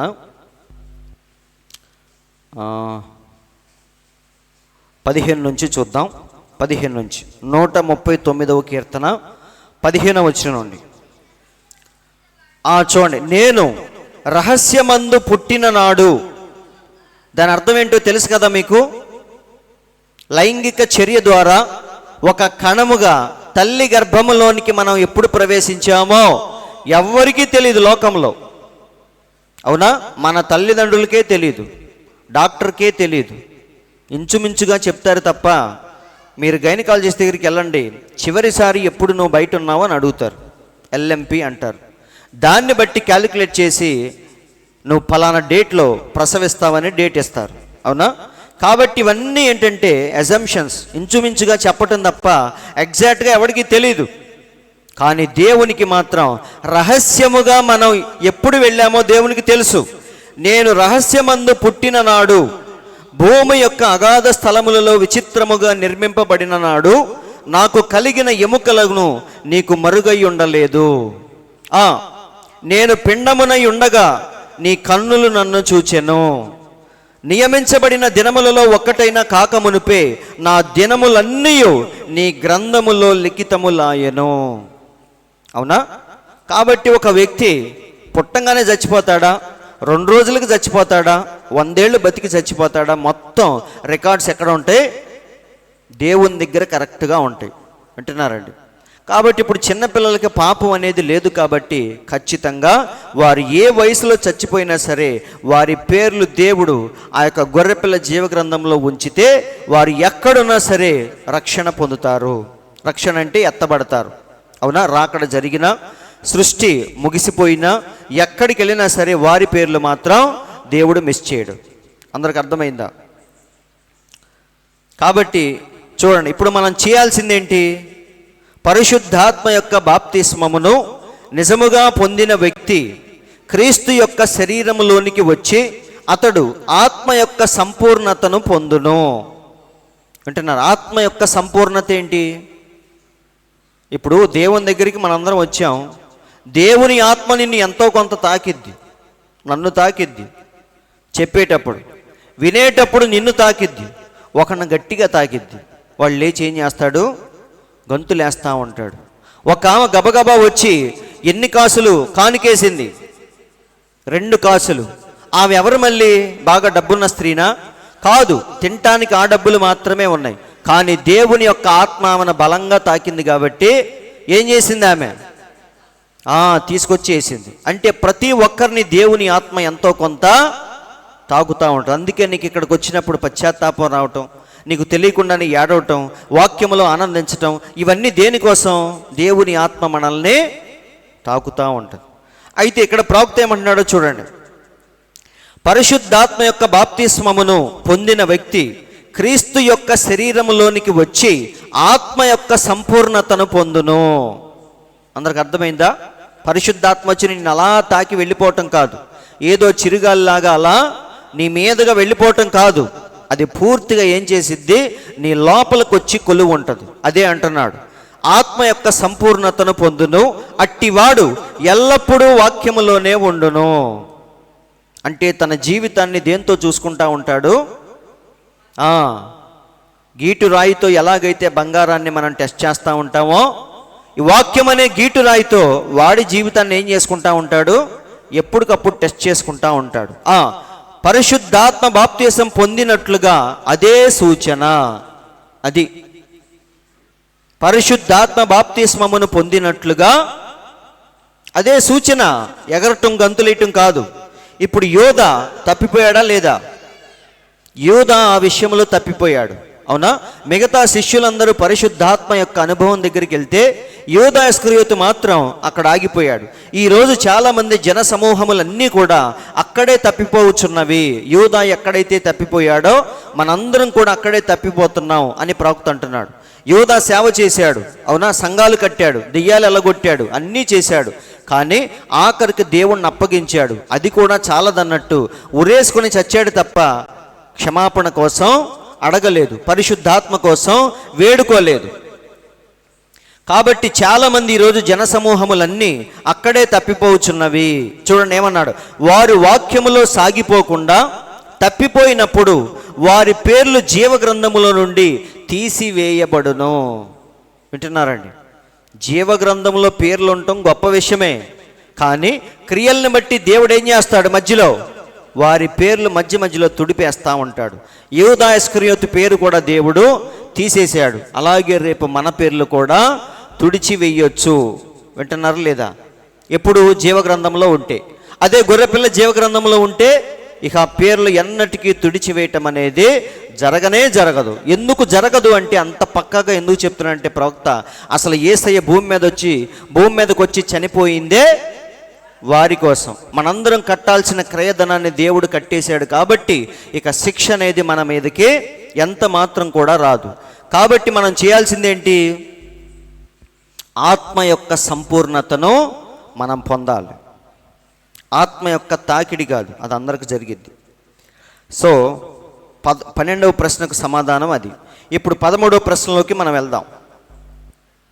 అందరు అక్కడే ఉన్నారు కదా? ఈయనకో డౌట్ వచ్చింది. ఏమనంటే నరకం అలాగే అగ్ని గంధకాలతో మండే గుండం రెండూ ఒకటేనా అని అడిగాడు. వింటున్నారండి? హెల్ అలాగే లేక్ ఆఫ్ ఫైర్ మనందరికీ తెలుసు.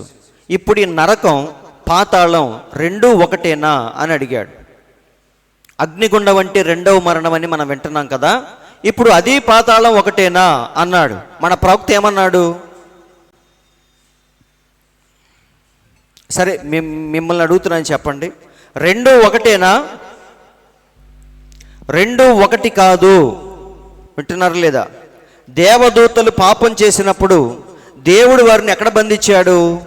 పాతాళ లోకమందలి కటిక చీకటి గల బిలములోనికి వారిని తోసి తీర్పు కోసం కావలిలో వారిని ఉంచాడు. ఒకసారి చూద్దామా? పేతురు పత్రిక 2:4 దేవదూతలు పాపం చేసినప్పుడు దేవుడు ఏం చేశాడు? వారిని విడిచిపెట్టక పాతాళ లోకమందలి, ఇంగ్లీష్లో ఏమని ఉంటుంది? హెల్ అని చాలా క్లియర్గా ఉంటుంది. దేవుడు వారిని ఎక్కడ పడేశాడు? పాతాళ లోకమందలి కటిక చీకటి గల బిలములోనికి నెట్టి దేనికోసం ఉంచాడు? తప్పు చేశారని అర్థమైంది, చంపేయొచ్చుగా దేవుడు, చంపలా. దేనికోసం ఉంచాడు? ధవళ సింహాసనము తీర్పు రోజున వారి పాపాలన్నీ నిరూపించబడాలి. అప్పుడు ఫైనల్గా దేవుడు వారిని రెండవ మరణానికి అప్పగిస్తాడు. కానీ ఈ పాతాళం అనేది రెండవ మరణం కాదు, అది కేవలం వెయిటింగ్ ప్లేస్ లాంటిది. కానీ అక్కడ కూడా సఫరింగ్ ఉంటుంది, అక్కడ కూడా నువ్వు బాధపడాలి, అక్కడ అరవాలి, కేకలేయాలి. ఫైనల్గా అగ్నిగుండములో కూడా నువ్వు అరవాలి, కేకలేయాలి. కానీ అగ్నిగుండములో ఏమైందంటే నీ ఆత్మ రోజు రోజుకి ఏమవుతా ఉంటుంది? కన్జ్యూమ్ అంటారు కదా. అగ్ని ఏం చేసిద్ది మనల్ని చెప్పండి? కొద్ది కొద్దిగా క్షీణింపజేసి కాల్చివేసి ఒకరోజు పూర్తిగా మనం ఏమైపోతామంటే కనుమరుగైపోతాం. కానీ పాతాళంలో ఏంటి? అది వెయిటింగ్ ప్లేస్. చూడండి లాస్ట్లో ఏమైందో చూద్దాం. ప్రకటన 20:13లో ధవళ సింహాసనము తీర్పు అప్పుడు ఏం జరిగిద్దో ఇక్కడ చెప్తున్నాడు దేవుడు. సముద్రము తనలో ఉన్న మృతులను అప్పగించెను. సముద్రంలో పడి ఎంతమంది అయితే చచ్చిపోయారో, అవునా, వాళ్ళందరినీ సముద్రం తీసుకొచ్చి పడేసిద్ది. ఎక్కడ? తీర్పు రోజున. ప్రపంచంలో పుట్టిన ప్రతి ఒక్కడు ఆ రోజు ఏమవ్వాలి? మంచివాడే కానీ చెడ్డవాడే కానీ ఒకరోజు వచ్చి దేవుని ముందు నిలబడాలి. ఈ మాట యేసయ్య భూమి మీద ఉన్నప్పుడు స్వయంగా చెప్పాడు. ఏమని?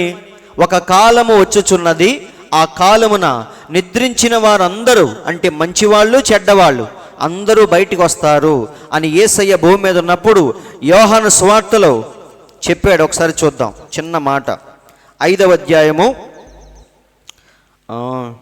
28. దీనికి ఆశ్చర్యపడకుడి, ఒక కాలము వచ్చుచున్నది, ఆ కాలమున సమాధులలో ఉన్నవారందరూ ఆయన శబ్దము విని మేలు చేసిన వారు జీవ పునరుద్ధానమునకు, కీడు చేసిన వారు తీర్పు పునరుద్ధానమునకు బయటికి వచ్చెదరు. అవునా? ఏ ఒక్కడిని కూడా దేవుడు విడిచిపెట్టేది లేనే లేదు. వింటున్నారండి? సో అందరూ ఒకరోజు రావాలి. అదే ఇక్కడ చెప్తున్నాడు, సముద్రము తనలో ఉన్న మృతులను అప్పగించెను. ఇక్కడ చూడండి, మరణమును పాతాళ లోకమును వాటి వశమున ఉన్న మృతులను అప్పగించెను. అంటే దేని గురించి? హెల్ గురించి దేవుడు మాట్లాడుతున్నాడు. సముద్రం తీసుకొచ్చి పడేసిద్ది. అలాగే ఈ పాతాళం కూడా లోపల ఎవరెవరైతే ఉన్నారో బాధపడుతున్నారో వాళ్ళని తీసుకొచ్చి పడేసిద్ది. ఇప్పుడు అందరినీ కలిపి దేవుడు ఏం చేయబోతున్నాడు? చక్కగా గొర్రెల్ని మేకల్ని వేరు చేయబోతున్నాడు. వారిలో ప్రతివాడు తన క్రియల చొప్పున తీర్పు పొందెను. అందరూ ఆలకిస్తున్నారండి. చూడండి, మరణమును మృతుల లోకమును, ఈ మాటలు మీకు అర్థమైపోద్ది. మరణమును మృతుల లోకమును అంటే హెల్. ఆ హెల్ని తీసుకొచ్చి దేవుడు ఎందులో పడేశాడు? అగ్నిగుండంలో పడేశాడు. పాతాళమును తీసుకొచ్చి అగ్నిగుండంలో పడేశాడు. అప్పుడు మొత్తం ఏమైపోయింది? ఇక పాతాళంతో పని లేదు. అందరూ కలిసి అగ్నిగుండంలో కేకలేస్తూ ఉంటారు. అలా ఎన్ని రోజులు కేకలేస్తారో ఎవ్వరికీ తెలియదు. అప్పుడు మన ఆత్మలు ఏమవుతాయి అంటే కొద్ది కొద్దిగా అగ్నికి ఆహుతి అయిపోతూ ఉంటాయి. అవునా? అలా ఆహుతి జరిగి జరిగి జరిగి ఒకరోజు పూర్తిగా అందరూ కనుమరుగైపోతారు. కనీసం లూసిఫర్ కానీ వాడి దూతలు కానీ పాపం చేసిన వారు కానీ మనం కానీ ఎవ్వడు ఇంకా ఆ పాతాళములో అగ్నిగుండంలో ఉండరు. అందరూ ఆలకిస్తున్నారు. కాబట్టి అది వేరు, ఇది వేరు. అది 13వ ప్రశ్నకు సమాధానం. ఇప్పుడు 14వ ప్రశ్న, ఇది కూడా దానికి సంబంధించింది. ఈయన ఏమడుగుతున్నాడంటే అగ్నిగుండము మరియు నరకము అంటే పాతాళము అగ్నిగుండం టెంపరరీయా పర్మనెంటా అని అడిగాడు. అంటే నిత్యమైనవా కాదా? మన దేవుడు నిత్యుడు, ఆయనకు ఆది కానీ అంతము కానీ లేదు. అలాగే యుగ యుగాలు మనం అగ్నిగుండంలో కాలుతూ ఉంటామా లేదా దానికి ఒక ముగింపు అనేది ఉందా అని డౌట్ వచ్చింది. మనందరికీ తెలుసు సమాధానం. చెప్పండి. ఈ ప్రశ్నలన్నీ మనకు తెలిసినయే, ఆల్రెడీ మనం చెప్పుకున్నాయి, కొత్తది ఏదీ లేదు. సో ఇప్పుడు మిమ్మల్ని అడుగుతున్నాను, చెప్పండి, వాటికి ముగింపు అనేది ఉందా లేదా? ఉంది, ఖచ్చితంగా ఉంది. ఎందుకంటే లోకములో ముగింపు లేనిది ఒకే ఒక్కటి, అదే మన ప్రభువైన దేవునికి ముగింపు అనేది లేదు. దేనికైతే ఆరంభం ఉందో దానికి ఖచ్చితంగా ముగింపు అనేది ఉంది. దేనికైతే ఆరంభం లేదో దానికి ముగింపు కూడా లేదు. ఇప్పుడు ఈ పాతాళానికి నరకానికి అగ్నిగుండానికి ఆరంభం ఉందా లేదా? ఉంది. ఎందుకంటే దేవుడు వాటిని కలుగజేసింది ఎవరి కోసం అంటే దుష్టుడి కోసం, వాడి పిల్లల కోసం. ఇప్పుడు మనందరిని తీసుకొని, సపోజ్ చెప్తున్నా, మనందరిని తీసుకెళ్ళి దేవుడు ఈ అగ్నిగుండంలో వేశాడు. అవునా? మన ఆత్మలు ఏమవుతున్నాయి? రోజు రోజుకి క్షీణించిపోయి అగ్నికి ఆహుతిగా మారిపోయి కొన్ని వేల వేల వేల సంవత్సరాల తర్వాత మనలో ఎవ్వరూ ఉండరు. అవునా? అగ్నికి ఏమైంది చెప్పండి? లాస్ ఏంజల్స్లో మొన్న అగ్ని అంటుకుంది, ఏమన్నా మిగిలిందా? ఏమీ లేదు. అడవులన్నీ తగలబడిపోయినాయా లేదా? వాటిని అలాగే వదిలేసామనుకో ఏమైద్ది? కనీసం బూడిద కూడా మిగలదు. వింటున్నారండి? అలా అయిపోద్ది. సొదొమ గొమొర్రా పట్టణాలని దేవుడు నాశనం చేస్తే అది ఎలా మారిపోయింది? ఒక ఆమె అంటుంది ఎప్పటికీ అందులో యాష్ తప్ప ఏమీ లేదంట. వింటున్నారండి? కాబట్టి అలా ఖాళీ ఖాళీ ఖాళీ అందరూ కనుమరుగైపోయిన తర్వాత ఇక అగ్నిగుండంతో ఏమన్నా పని ఉందా? మీరు చెప్పండి. నువ్వు చచ్చిపోయావు, నేను చచ్చిపోయాను, లూసిఫర్ కూడా చచ్చిపోయాడు. వాడే చచ్చిపోయి పూర్తిగా మాయమైపోయిన తర్వాత అగ్నిగుండముతో పని లేదు కాబట్టి దేవుడు దాన్ని కూడా పూర్తిగా తీసేస్తాడు. కాబట్టి నిత్య నరకం అనేది లేదు, నిత్య జీవం అనేది ఉంది, కానీ నిత్య నరకం అనేది లేదని మన ప్రవక్త చెప్పాడు. తర్వాత మీరు చదువుకోండి, మీకు అర్థమైంది. సృష్టించబడినది ఏదియు శాశ్వతమైనది కాదు. అవునా? ఆరంభం ఉన్న ప్రతి దానికి అంతం అనేది ఉంటుంది. చూడండి, శాశ్వతమైనది ఒక్కటే ఉంది, అది దేవుడు. లాస్ట్ లైన్లో ఉంది, తర్వాత మీరు చదువుకోండి. అవునా? ఇది 14వ ప్రశ్నకు సమాధానం. 15వ ప్రశ్నలోకి మనం వద్దాం. అలసిపోయారా? 15వ ప్రశ్న చిన్న ప్రశ్నే. సహోదరుడా బ్రహ్మం, మొదటి గుర్రపు స్వారీ చేయువాడు అంటే మొదటి ముద్రలో కనిపించిన వాడు పాప పురుషుడని 2వ తెస్సలోనికి రాసిన పత్రికలో రాయబడింది కదా, వాడు వీడు ఒకటేనా అని అడుగుతున్నాడు. మంచి డౌటే అది. పాప పురుషుడు బయలుపడితేనే కానీ నాశన దినం అనేది రాదు అని 2వ తెస్సలోనికి రాసిన పత్రికలో మనం చూస్తాం. ఒకసారి చూద్దాం.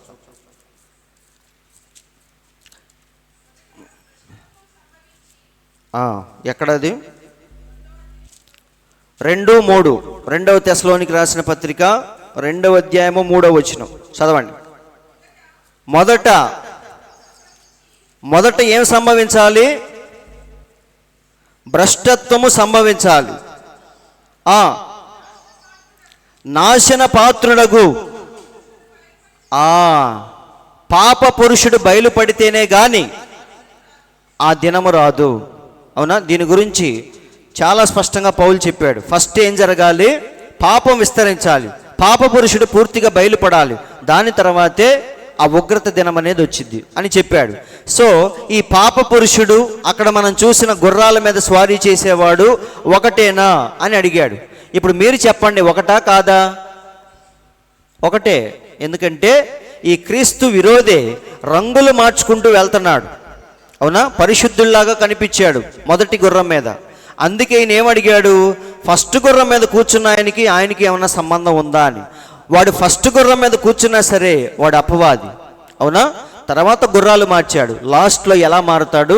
పూర్తిగా పాప పురుషుడిగా బయలుపడతాడు. కాబట్టి వీడే వాడు, వాడే వీడు. అందరికి అర్థమైందా? వాడొక మనిషి, వీడొక మనిషి కాదు. సో ఒక వ్యక్తే. 4 గుర్రాలు ఉన్నాయి, 4 అనుకోవద్దు. ఒకడే మార్చుకుంటూ వేషాలు మార్చుకుంటూ వెళ్తున్నాడు.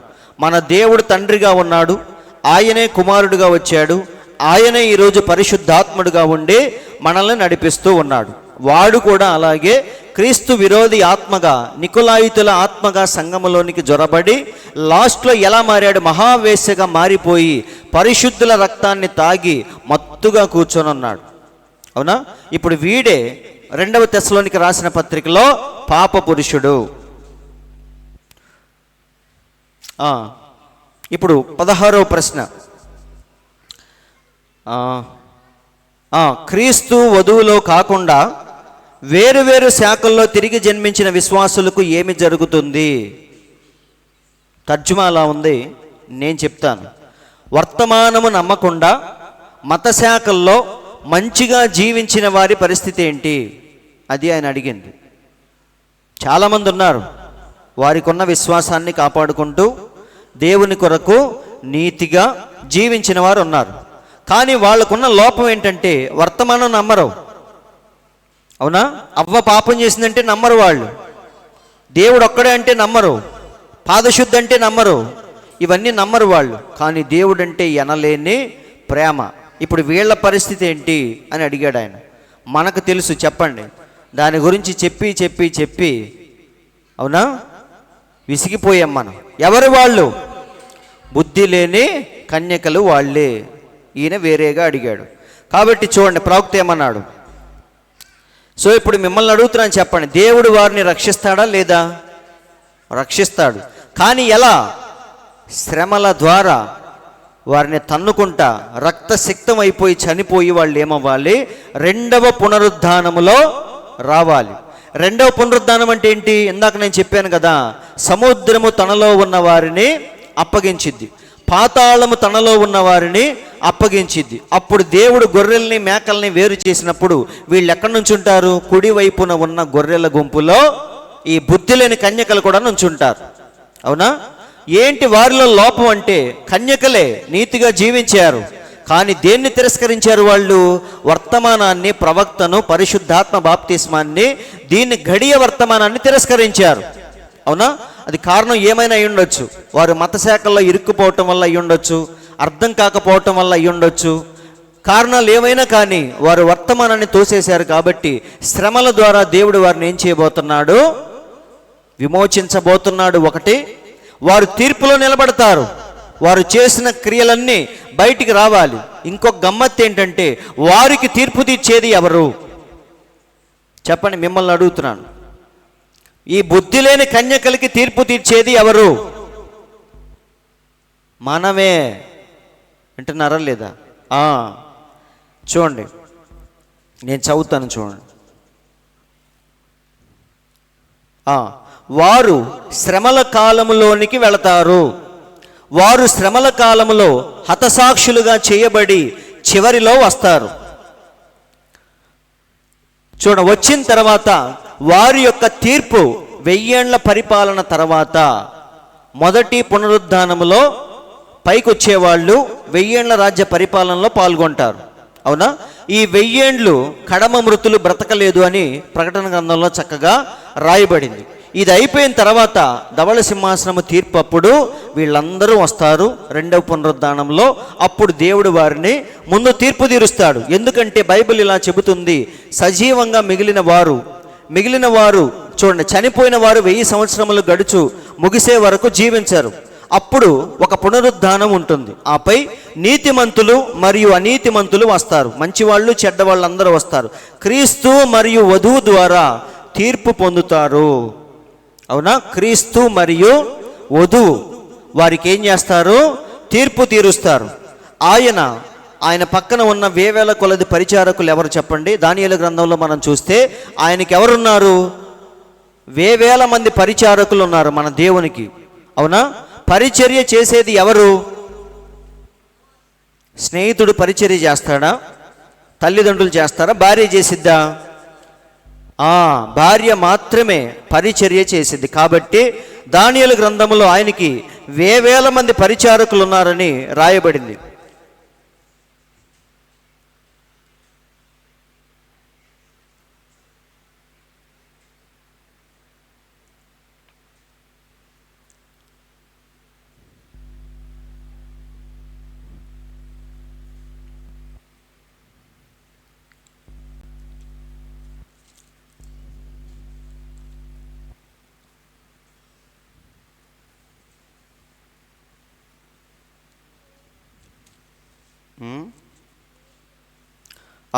ఏడవ అధ్యాయము, దానియేలు గ్రంథము 7వ అధ్యాయము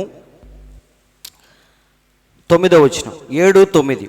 అంటే ఈ ధవళ సింహాసనము తీర్పు గురించి దానియేలు కూడా కొన్ని మాటలు రాశాడు. 7, 9. ఇంకా సింహాసనములను వేయుట చూచితిని, మహావృద్ధుడొకడు కూర్చుండెను. ఆయన వస్త్రము హిమము వలె ధవళముగాను, ఆయన తల వెంట్రుకలు శుద్ధమైన గొర్రెబెచ్చు వలె తెల్లగాను ఉండెను. ఆయన సింహాసనము అగ్ని జ్వాలల వలె మండుచుండెను, దాని చక్రములు అగ్ని వలె ఉండెను. అగ్ని వంటి ప్రవాహము ఆయన యొద్ద నుండి ప్రవహించుచుండెను. ఇది చూడండి, 1000 కొలది ఆయనకు పరిచారకులుండిరి. మన ప్రవక్త అదే చెప్తున్నాడు. చూడండి, 10,000 రెట్లు 10,000 మంది ఆయన తన పరిశుద్ధులతో. ఈ పరిచారకులు ఎవరు చెప్పండి? మనమే. వధువే దేవునికి పరిచర్య చేసేది. అందరం వింటున్నారా? కాబట్టి మనమే బుద్ధి లేని కన్యకలకే తీర్పు తీర్చేది. ఎందుకంటే బైబిల్లో ఉంది, పరిశుద్ధులు లోకమునకు తీర్పు తీరుస్తారు. ఆ పరిశుద్ధులు ఎవరు? కాబట్టి చూడండి, తీర్పు ప్రారంభమైంది, గ్రంథాలు తెరవబడ్డాయి. గ్రంథాలు తెరిచి ఉన్నాయి, మరియు మరొక గ్రంథం తెరవబడింది, అది జీవ గ్రంథం. ఆయన గొర్రెల నుండి మేకలను అక్కడ వేరు చేశాడు. దానికి వధువుకి సంబంధం లేదు. ఆల్రెడీ వధువు ఎత్తబడి దేవుని పక్కన కూర్చుంది కాబట్టి ఈ ప్రాసెస్లో వధువు ఉండదు. ఆమె అక్కడే తీర్పులో నిలబడి ఉంది. రాణి మరియు రాజు కలిసి నిలబడి ఉన్నారు. వింటున్నారండి? కాబట్టి వీళ్ళు బుద్ధి లేని కన్యకులు దేవుణ్ణి ప్రేమిస్తారు, దేవుని కోసం ఏమైనా చేస్తారు. కానీ వెళ్ళి వర్తమానం చెప్తే మాత్రం ఆ వర్తమానం వారి తలల మీదుగా అలా వెళ్ళిపోయిద్ది, కానీ లోపలికి మాత్రం వెళ్ళదు. ప్రవక్త అదే అంటున్నాడు, చూడండి.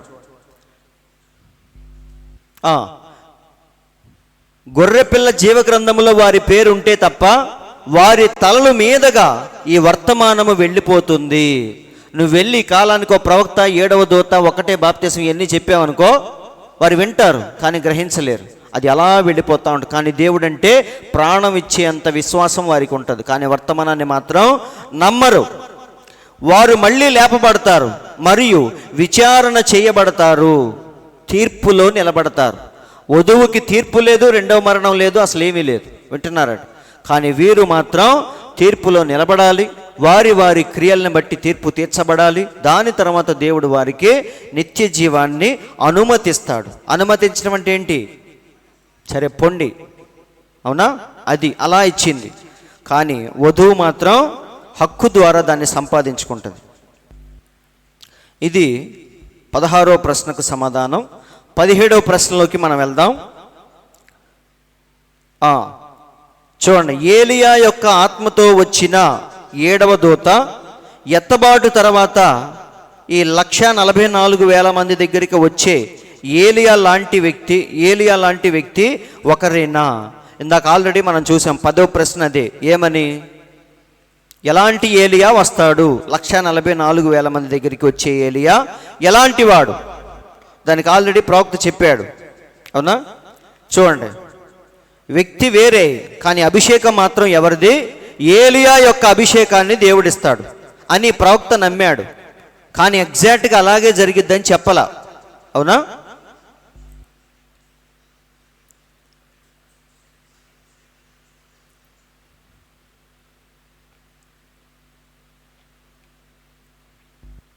ఇక్కడ చూడండి, ఏలియా అప్పుడు అక్కడి ప్రజల వద్దకు వచ్చే ఏలియా యొక్క ఆత్మ అక్కడ యూదుడిగా ఉంటాడు. చూడండి, ఎందుకంటే వారు తమ సొంత ప్రజల వద్దకు పంపబడ్డారు, అవునా? ఈ మాటలను బట్టి మనకేమర్థమవుతుంది? మొదటిగా ఉన్న ఏలియానే మళ్ళీ వస్తాడేమో అన్నట్టుగా మనకు అనిపించింది. ఎందుకని? తన సొంత ప్రజల దగ్గరికి ఏలియా రావాలి. మోషే కూడా అంతే, తన సొంత ఇశ్రాయేలీల దగ్గరికి రావాలి. వచ్చి ఏమని చెప్పాలి? నేను మీకు చూపించిన ప్రవక్త, నా వంటి ప్రవక్తను దేవుడు మీ సహోదరుల్లో పుట్టిస్తాడు అని చెప్పింది ఈయన గురించే అని మోషే వారికి చెప్పాలి, అవునా? ఏలియా కూడా వచ్చి తన సొంత ప్రజలతో వ్యవహరించినట్టుగా వ్యవహరించాలి. కాబట్టి వచ్చే ఏలియా ఎవరో? ఖచ్చితంగా ఒక యూదుడై ఉండాలి. కానీ 7వ సంఘకాలపు దూత మాత్రం యూదుడు కాదు, ఆయన అన్యుల్లో నుంచి వచ్చాడు, అవునా? కానీ లాస్ట్లో వచ్చే ఏలియా మాత్రం అన్యుల్లో నుంచి రాడు, యూదుల్లో నుంచే వస్తాడు. అంటే అక్కడే దేవుడు పుట్టిస్తాడని అర్థం. ఇది 17వ ప్రశ్న. 18వ ప్రశ్నలోకి మనం వెళ్దాం. దానియేలు 70 వారాల గురించి అడుగుతున్నాడు. దానియేలు 9:27 యొక్క నిబంధన ఒక వారానికి ఎప్పుడు నిర్ధారించబడుతుంది? అవునా? అది ఆల్రెడీ మనం చెప్పుకున్నాం, చాలా క్లియర్గా చెప్పుకున్నాం. ఇప్పుడు మీరు చెప్పండి, ఈ 70 వారాల్లో 3 భాగాలు మనం చేసాం. ఫస్ట్ భాగం ఏంటి? దేవాలయాన్ని కట్టే భాగం, అవునా? 7 వారాలు దేవాలయాన్ని కట్టడానికి దేవుడు నియమించాడు, 49 సంవత్సరాలు. దాని తర్వాత అభిషిక్తుడగు అధిపతి వచ్చే వరకు 69 వారాలు, అవునా? ఈ 69 వారాలు నిర్విరామంగా 69 వారాలు కంటిన్యూస్గా జరిగిపోయిన తర్వాత మన దేవుడు ఎప్పుడైతే సువార్త చెప్పటానికి ప్రారంభించాడో వారికి చివరి 70వ వారం అనేది స్టార్ట్ అయింది, అవునా? 3.5 సంవత్సరాలు మన దేవుడు సువార్త చెప్పగానే మధ్యలో ఏమైంది? అభిషిక్తుడగు అధిపతిని అర్ధాంతరంగా చంపేశారు. అంటే చివరి వారం ఏమైంది? 69 వారాలు కంటిన్యూగా జరిగినాయి. కానీ చివరి 7వ వారం మాత్రం 70వ వారం మాత్రం మధ్యలో బ్రేక్ అయింది. అర్ధవారాన్ని దేవుడు పాస్ చేసి మన దగ్గరికి వచ్చాడు. చివరి అర్ధవారం మళ్ళీ వారికి త్వరలో ప్రారంభిస్తాడు దేవుడు. అందరికి అర్థమవుతుందా? కాబట్టి కన్ఫ్యూజన్ ఏమీ లేదు. చివరి 70వ వారంలో మధ్యలో ఏమైంది? మెస్సయ్యను చంపేశారు. చంపేగానే 3.5 సంవత్సరాలకి మన దేవుడు చనిపోగానే అర్ధవారం జరిగి ఆగిపోయింది. మిగతా అర్ధవారం జరగాల్సి ఉంది. ఈ మధ్యలో దేవుడు పెద్ద బ్రేక్ ఇచ్చి ఎక్కడికి వచ్చాడు? తన వధువును విమోచించడానికి మన దగ్గరికి వచ్చాడు. వధువును విమోచించి వెళ్ళిపోయిన తర్వాత మళ్ళీ ఆగిపోయిన అర్ధవారాన్ని మళ్ళీ దేవుడు ప్రారంభిస్తాడు. ఎవరి ద్వారా? 2 ప్రవక్తలు, 2 సాక్షుల ద్వారా మళ్ళీ దాన్ని ప్రారంభిస్తాడు. అదే ఇక్కడ ప్రవక్త చెప్పింది. యేసుక్రీస్తు భూమిపై యూదులకు బోధిస్తూ ఉన్నప్పుడు నిబంధన యొక్క సగభాగం ధృవీకరించబడింది. సగభాగం జరిగిపోయింది. అవునా? ఎందుకంటే మన దేవుడు ఎప్పుడు అన్యుల దగ్గరికి వెళ్ళలేదు, యూదుల దగ్గరికే వచ్చాడు. ఒక ఆమెతో ఏమన్నాడు? అమ్మా, నేను పంపబడింది మీ దగ్గరికి కాదు, ఇశ్రాయేలులో నశించిపోయిన గొర్రెల యొద్దకే నేను వచ్చాను, కానీ మీ దగ్గరికి రాలేదు అన్నాడు. అలాగే శిష్యులతో కూడా దేవుడు ఏమన్నాడు? అన్యుల దగ్గరికి మీరు వెళ్ళొద్దు, ఇశ్రాయేలు దగ్గరికే వెళ్ళండి అన్నాడు. కాబట్టి ఆ పరిచర్య 3.5 సంవత్సరాలు అచ్చంగా ఎవరి కోసం అంటే యూదుల కోసం. అవునా? అదే అంటున్నాడు.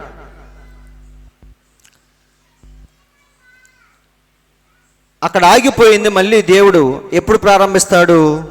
అయితే ఇక్కడ 3.5 సంవత్సరములు ప్రవక్తల ద్వారా మళ్ళీ వారికి ధృవీకరించబడుతుంది. అది ఎప్పుడు? వధువు వెళ్ళిపోయిన తర్వాత ఆగిపోయిన అర్ధవారాన్ని దేవుడు మళ్ళీ స్టార్ట్ చేస్తాడు. ఎలా? ప్రకటన 11లో ఆ మోషే మరియు ఏలియాల ద్వారా వారికి మళ్ళీ ప్రారంభిస్తాడు దేవుడు. ఇది 18వ ప్రశ్నకు సమాధానం. 19వ ప్రశ్నలోకి మనం వెళ్దాం. చిన్నదే. మీరు ఆయన ఎన్నిక చేసుకున్న వారిలో ఒకరైతే మీరు వధువుతో పైకి వెళతారా? ప్రవక్తను అడుగుతున్నాడు. ఏమని? దేవుడు గనక నిన్ను ఎన్నుకుంటే నువ్వు కూడా వధువుతో పాటు వెళ్ళిపోతావా? ప్రవక్త ఏమన్నాడు? ఖచ్చితంగా వెళతాను. అవునా? అదే సమాధానం దానికి. తర్వాత 20వ ప్రశ్న. బిలాముకు మోకరిల్లని వారు 7,000 మంది అని చెప్పాలనుకుంటున్నారా? అది యాక్చువల్గా బిలాముకు కాదు, బయలుకు మోకాళ్ళలోనని 7,000 మంది. అది చెప్పేటప్పుడు ప్రవక్త ఏమన్నాడంటే 700 మంది 700 మంది అని చాలాసార్లు చెప్పాడు. ఒకసారి 2 సార్లు అంటే నోరు తిరగలేదు అనుకోవచ్చు. కానీ ప్రవక్త ఎన్నిసార్లు అన్నాడు? 700 మందిని దేవుడు ఎన్నుకున్నాడు. బయలుకు మోకాళ్ళలోనని 700 మంది 700 మంది అని చాలాసార్లు చెప్పాడు. అన్నిసార్లు చెప్పేసరికి ఆయనకి డౌట్ వచ్చింది. అందుకే అడుగుతున్నాడు. అవునా? నిజంగా అది 7,700? మీరు అన్నిసార్లు ఎందుకని 700 అన్నారు అని అడిగాడు. అప్పుడు ప్రవక్త ఏమన్నాడో చూడండి.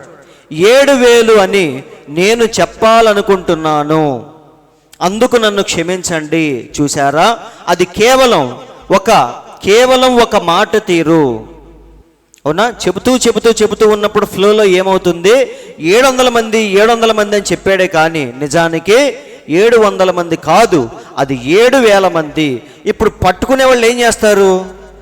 విమర్శకులు ఏం చేస్తారు చెప్పండి? ఇప్పుడు నీకు చేతనైతే ఆ ఉద్దేశాన్ని నువ్వు పట్టుకో. తప్పు ఉద్దేశంతో నువ్వు మాట్లాడుతున్నావు అని దాన్ని పట్టుకో. పదాలను పట్టుకుంటారు చాలామంది, ఆ పదజాలాన్ని పట్టుకొని విమర్శిస్తూ ఉంటారు. అవునా? కానీ ఆ ఉద్దేశాన్ని మనం పట్టుకోవాలి. ప్రవక్త చెప్పింది 700 మందే, కానీ ఉద్దేశం మాత్రం 700 కాదు. బైబిల్లో క్లియర్గా ఉంది. ఏమని? బయలుకు మోకాళ్ళలోనని 7,000 మంది ఇంకా ఉన్నారు అని. చూస్తారా? ఇశ్రాయేలు వారిలో రెఫరెన్స్ ఆన్లైన్లో ఉన్న వాళ్ళు చూసుకుంటారు. అందుకని 1వ రాజుల గ్రంథము 19:18 మొదటి రాజులు. దేవుడు ఏలియాతో అంటున్నాడు. ఎందుకంటే ఏలియా భయపడి మరణాపేక్ష గలవాడై వెళ్ళిపోయాడు. అప్పుడు దేవుడు వచ్చి ఆయనతో మెల్లిగా మాట్లాడుతున్నాడు. ఏమని? భయపడవద్దు, ప్రభువా నేను ఒక్కడినే, యెజెబెల్ అందరినీ చంపేసింది, రోషము కలిగి నేను ఒక్కడినే ఉన్నాను అన్నప్పుడు దేవుడు అంటున్నాడు ఏమని? అయినను ఇశ్రాయేలు వారిలో బయలునకు మోకాళ్ళునని నోటితో వాణ్ణి ముద్దు పెట్టుకొనకయు ఉండు, 7,000 మంది నాకు ఇంకనూ మిగిలి ఉందురు. దీన్ని ప్రవక్త ఏమన్నాడు? ఆదమరిచి ఫ్లోలో 700 మంది అంటే ఈ విమర్శకులు ఏం చేస్తారు అంటే, ఈయన విమర్శించాడని నేను చెప్పట్లేదు, జనరల్గా ఎవరైనా సరే ఆ మాటల్లో ఉన్న ఆ పదజాలాన్ని పట్టుకొని గొడవకు వస్తూ ఉంటారు. మా మనోభావాలు దెబ్బతిన్నాయి, ఇదేనా వాళ్ళు అనేది? కేసులు పెడతారు. ఏంట్రా కేసు అంటే, మా మనోభావాలు దెబ్బతిన్నాయి. అవునా? అంటే ఏంటి? ఈ మాటలకే వాడి మనోభావాలు దెబ్బతిని వీడి మీద పగ తీర్చుకునే అంత కోపం వచ్చింది. అందరూ ఆలకిస్తున్నారండి. మన దేవుని మీద మోపిన నేరాలేంటి? పిలాతు ముందు నుంచోబెట్టి ఇయ్యన చెప్పింది, ఈ దేవాలయాన్ని పడగొట్టండి 3 రోజుల్లో కడతానని చెప్పాడు. దానివల్ల నీకు వచ్చిన నష్టం ఏంటి? సపోజ్ అడుగుతున్నా, మన దేవుడు ఏమన్నాడు? ఈ దేవాలయాన్ని పడగొట్టండి 3 రోజుల్లో తిరిగి కడతానని చెప్పాడు. దీన్ని పిలాతు ముందు వాళ్ళు ఏం చేస్తున్నారు? అదొక నేరంలాగా చెప్తున్నారు.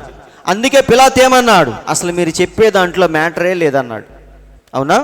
అసలు ఆయన చంపటానికి సిలువ వేయటానికి తగిన కారణం ఒక్కటి కూడా లేదు. కానీ విమర్శకులు ఏం చేస్తారు? ఎందుకంటే మీకు చెప్తున్నా, రేపు ఎవడైనా సరే మిమ్మల్ని పట్టుకొని లేదా మీ మాటల్లో దోషాలు వెతుకుతున్నాడంటే వాడు ఖచ్చితంగా విమర్శించేవాడు. నిజమేదో అబద్ధమేదో తెలుసుకునేవాడు అలా చేయడు, నీ ఉద్దేశాన్ని పట్టుకుంటాడు. అవునా? కాబట్టి మనం చెప్పే మాటల్లో, మనం వాడే పదాల్లో ఏం చూడాలి? ఈ మిస్టేక్స్ కాదు, వాడు ఏ ఉద్దేశంతో మాట్లాడుతున్నాడని మనం చూడాలి. ఇప్పుడు ప్రవక్త చెప్పిన ఉద్దేశం మంచిదే, కానీ ఫ్లోలో నోరు తిరక ఏమొచ్చింది? 700.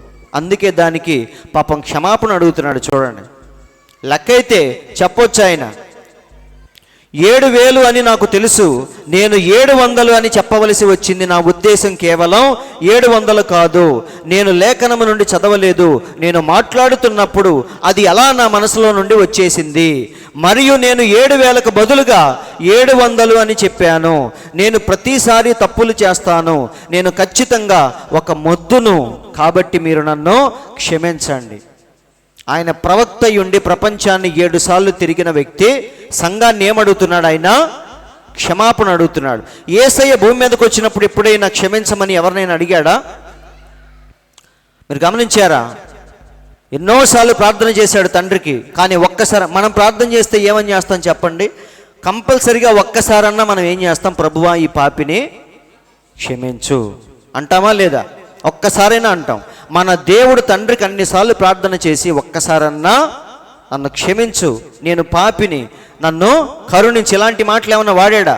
లేదండి. కాబట్టి ప్రవక్తను మన దేవుణ్ణి సమానముగా ఎన్నడూ చూడకూడదు. అవునా? ఫోటో ఎందుకు పెట్టాం? కేవలం దేవుని యొక్క అభిషేకం ఆయన మీద ఉంది అనే దానికి రుజువు కాబట్టి ఆ ఫోటోను మనం పెట్టుకున్నాం. అంతేగాని యేసుతో ప్రవక్తల్ని, ఏ ప్రవక్తని మనం సమానముగా చూడకూడదు. మన ప్రవక్త ఏమన్నాడు? సంఘాన్ని క్షమాపణ అడిగాడు, ఏడ్చాడు ఆయన. అనేక సార్లు నేను చేస్తాను, నేను ఒక మొద్దుని అన్నాడు. అవునా? కాబట్టి అందులో ఆయనకున్న నిజాయితీ అది మనకు కనిపిస్తుంది. కాబట్టి మీరు నన్ను క్షమించండి, నేను అలా చేయాలని అనుకోలేదు. అది ఆయన చెప్పిన సమాధానం. అవునా? 21వ ప్రశ్నలోకి వెళదామా? 21వ ప్రశ్న, క్రీస్తు యొక్క వధువు మరియు క్రీస్తు యొక్క శరీరం ఒకటా కాదా అని అడిగాడు ఆయన. మీరు చెప్పండి, మీకు తెలుసు బాగా. ఆన్సర్ అక్కడే ఉంది. అవునా? ఒకటే కదా. అంతెందుకు భూమి మీద దేవుడు ఏమన్నాడు? ప్రతి స్త్రీకి శిరస్సు ఎవరు? భర్త. అవునా? ఆయన చదువుకోవచ్చు, చదువు లేకపోవచ్చు, లోక జ్ఞానం ఉండొచ్చు లేకపోవచ్చు, మూర్ఖుడు అవ్వచ్చు, తాగుబోతు అవ్వచ్చు, ఎవరైనా అవ్వచ్చు, కానీ స్త్రీకి శిరస్సు ఎవరంటే పురుషుడే.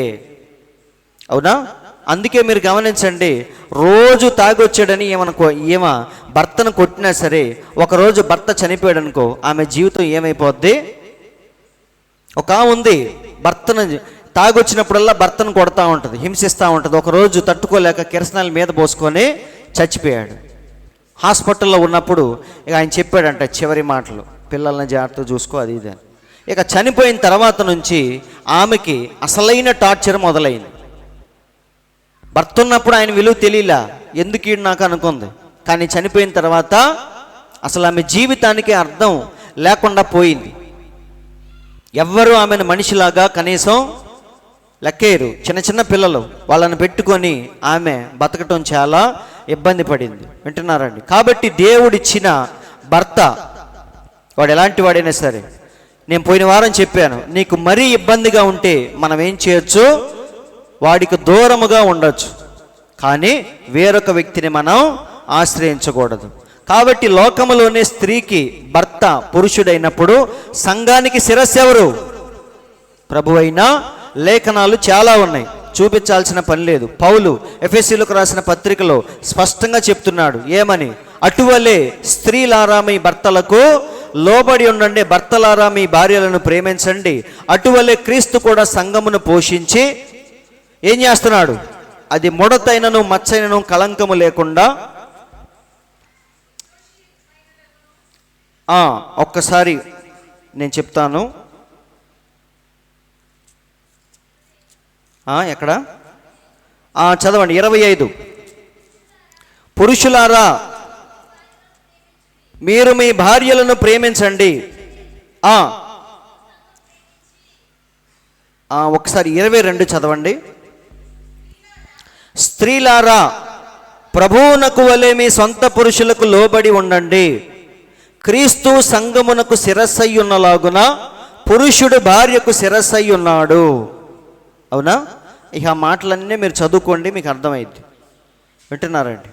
కాబట్టి ఇక్కడ నేను చెప్పేది ఏంటంటే, ఆ స్థానాన్ని మనం ఎప్పుడు కూడా మీరిపోకూడదు.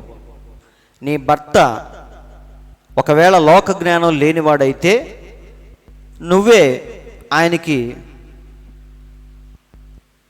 ఐడియాస్ రానప్పుడు నువ్వు చెప్పొచ్చు. అవునా? దేవుడు కూడా ఏమన్నాడు అబ్రహాం దగ్గరికి వచ్చి, ఈ విషయంలో మాత్రం నీ భార్య మాట విను అని చెప్పాడా లేదా? భార్యను లోబడాలని చెప్పాడు. కానీ అబ్రహాం దగ్గరికి వచ్చి ఏమన్నాడు? కొన్ని విషయాల్లో భార్య మాట వినొచ్చు, నువ్వు లోబడు, ఈ విషయంలో శారా చెప్పినట్టు చెయ్యి అన్నాడా లేదా? హాగరుని దాని కుమారుణ్ణి బయటికి పంపించన్నప్పుడు అబ్రహాముకి మనసు ఒప్పలేదు. కానీ దేవుడు చేయమన్నాడు, భార్య మాట విను ఈ విషయంలో అన్నాడు. కాబట్టి ఇప్పుడు దేవుడు ఏదైతే చట్టాన్ని పెట్టాడో దాన్ని మనం మీరకూడదు. ఎందుకంటే ఆశీర్వాదం అనేది అందులోనే ఉంటుంది, అది మనకు తెలీదు. కాబట్టి క్రీస్తు యొక్క వధువు మరియు క్రీస్తు యొక్క శరీరం ఒకటా కాదా? ఒకటే.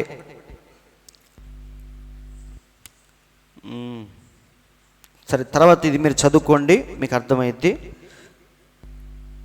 తర్వాత 22వ ప్రశ్న, క్రీస్తు యొక్క వధువు ఎత్తబడుటకు ముందు పరిచర్యను కలిగి ఉంటుందా లేదా? ఇది కూడా ఆల్రెడీ మొన్న మనం చెప్పుకున్నాం. ఇప్పుడు రేపొద్దున్నే రాకడన్నప్పుడు ఈరోజు మనం కూడుకోవాలా, వాక్యం చెప్పుకోవాలా లేదా? పాస్టర్ల పరిచర్య చేయొచ్చా లేదా? రేపొద్దున నాకు మీటింగ్ ఉంది, కానీ రేపొద్దునే దేవుడు వస్తానని చెప్పాడు. ఇప్పుడు నేను మీటింగ్ క్యాన్సిల్ చేయాలా, మీటింగ్కి వెళ్ళాలా? వెళ్ళాలి. వాళ్ళందరికీ నువ్వు మాట ఇవ్వాలి, నేను వస్తాను ఖచ్చితంగా అని. నువ్వు వెళుతూ ఉన్నప్పుడు రాకడ జరిగిందనుకో, హానోకులాగా అలాగే పైకి వెళ్ళిపోతావు. అప్పుడు దానికి నీకు సంబంధం లేదు. వింటున్నారండి? కానీ ముందే రేపు రాకడ ఉంది కాబట్టి ఈ వారంలో మీటింగ్స్ అన్నీ క్యాన్సిల్ అన్నావు అనుకో, అది బుద్ధిహీనత.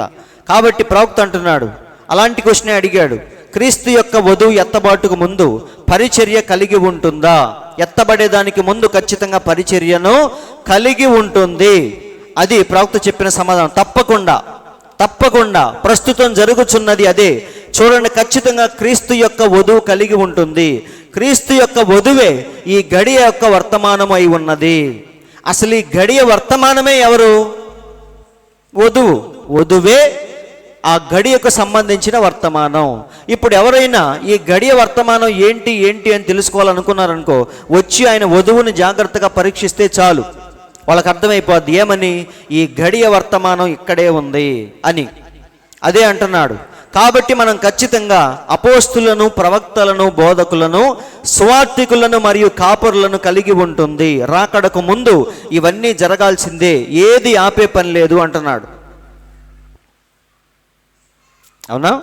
కాబట్టి మనం చేయాల్సిందేంటి?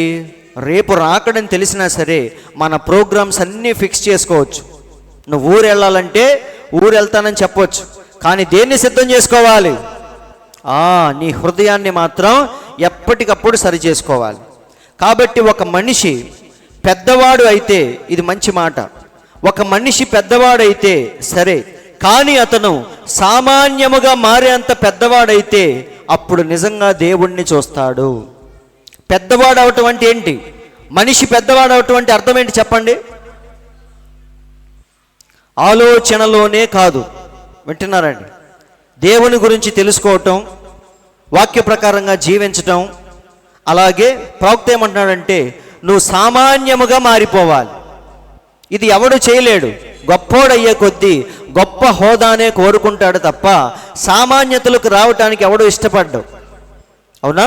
ఎంతో సాధిస్తాడు, ఎక్కడో కూర్చుంటాడు, కానీ వాడు ఏం కోరుకుంటాడు? అక్కడ కూర్చొని ప్రజలందరూ నా దగ్గర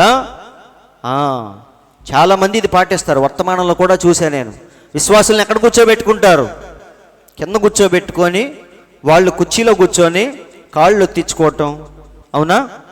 అంటే వాళ్ళు కూడా ఏమని భావిస్తారు? ఈయనకి నొక్కితే దేవుడికి, వింటున్నారండి. కాబట్టి కానీ ఒక వ్యక్తి ఎలా మారిపోవాలి చూడండి.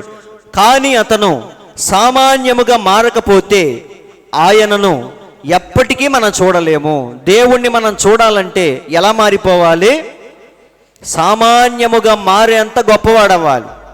గొప్పతనం ఎందులో ఉంది చెప్పండి? నువ్వు తగ్గించుకునే దాంట్లోనే గొప్పతనం అంతుంది. నువ్వు పొగరుగా చూపించే దాంట్లో గొప్పతనం లేదు, నువ్వు తగ్గించుకునే దాంట్లోనే గొప్పతనం అనేది దాగి ఉంది. కాబట్టి అతను సామాన్యముగా మారకపోతే ఎప్పటికీ మనం చూడలేం. కాబట్టి మీరు ఏమవ్వాలి? మీరు సామాన్యముగా మారవలసి ఉన్నది. వాక్యం మనకు చెప్పేదేంటి? తనను తాను తగ్గించుకునివాడు హెచ్చింపబడును, తనను తాను హెచ్చించుకునివాడు తగ్గించబడును. కాబట్టి దేవుడు ఎందుకు వధువుని పక్కన కూర్చుకునే అర్హత ఎందుకు ఇచ్చాడు చెప్పండి? శరాపులకు ఇవ్వలేదు, దూతలకు ఇవ్వలేదు, ఎవరికి ఇవ్వలేదు. కానీ వధువుని మాత్రం పక్కనే కూర్చోబెట్టుకునే అంత ఆమెకు ఎందుకు హెచ్చించాడంటే ఆమె కూడా అంతలా దేవుని ముందు తగ్గించుకుంటుంది. కాబట్టి దేవుడు ఆమెను అంతలా హెచ్చించాడు. అంతెందుకు మన దేవుని నామాన్ని అన్ని నామాల కంటే పైనామముగా ఎందుకు హెచ్చించబడింది చెప్పండి? పౌలు ఏమన్నాడు? మరణమగునంతగా, అనగా శిలువ మరణము పొందినంతగా తన్ను తాను రిక్తునిగా తగ్గించుకున్నాడు. కాబట్టి ఒకసారి చూద్దాం. ఫిలిప్పీలకు రాసిన పత్రిక 2వ అధ్యాయము 5 నుండి, క్రీస్తు యేసునకు కలిగిన ఈ మనస్సు మీరును కలిగి ఉండండి అని చెప్తూ ఏమంటున్నాడో చూడండి.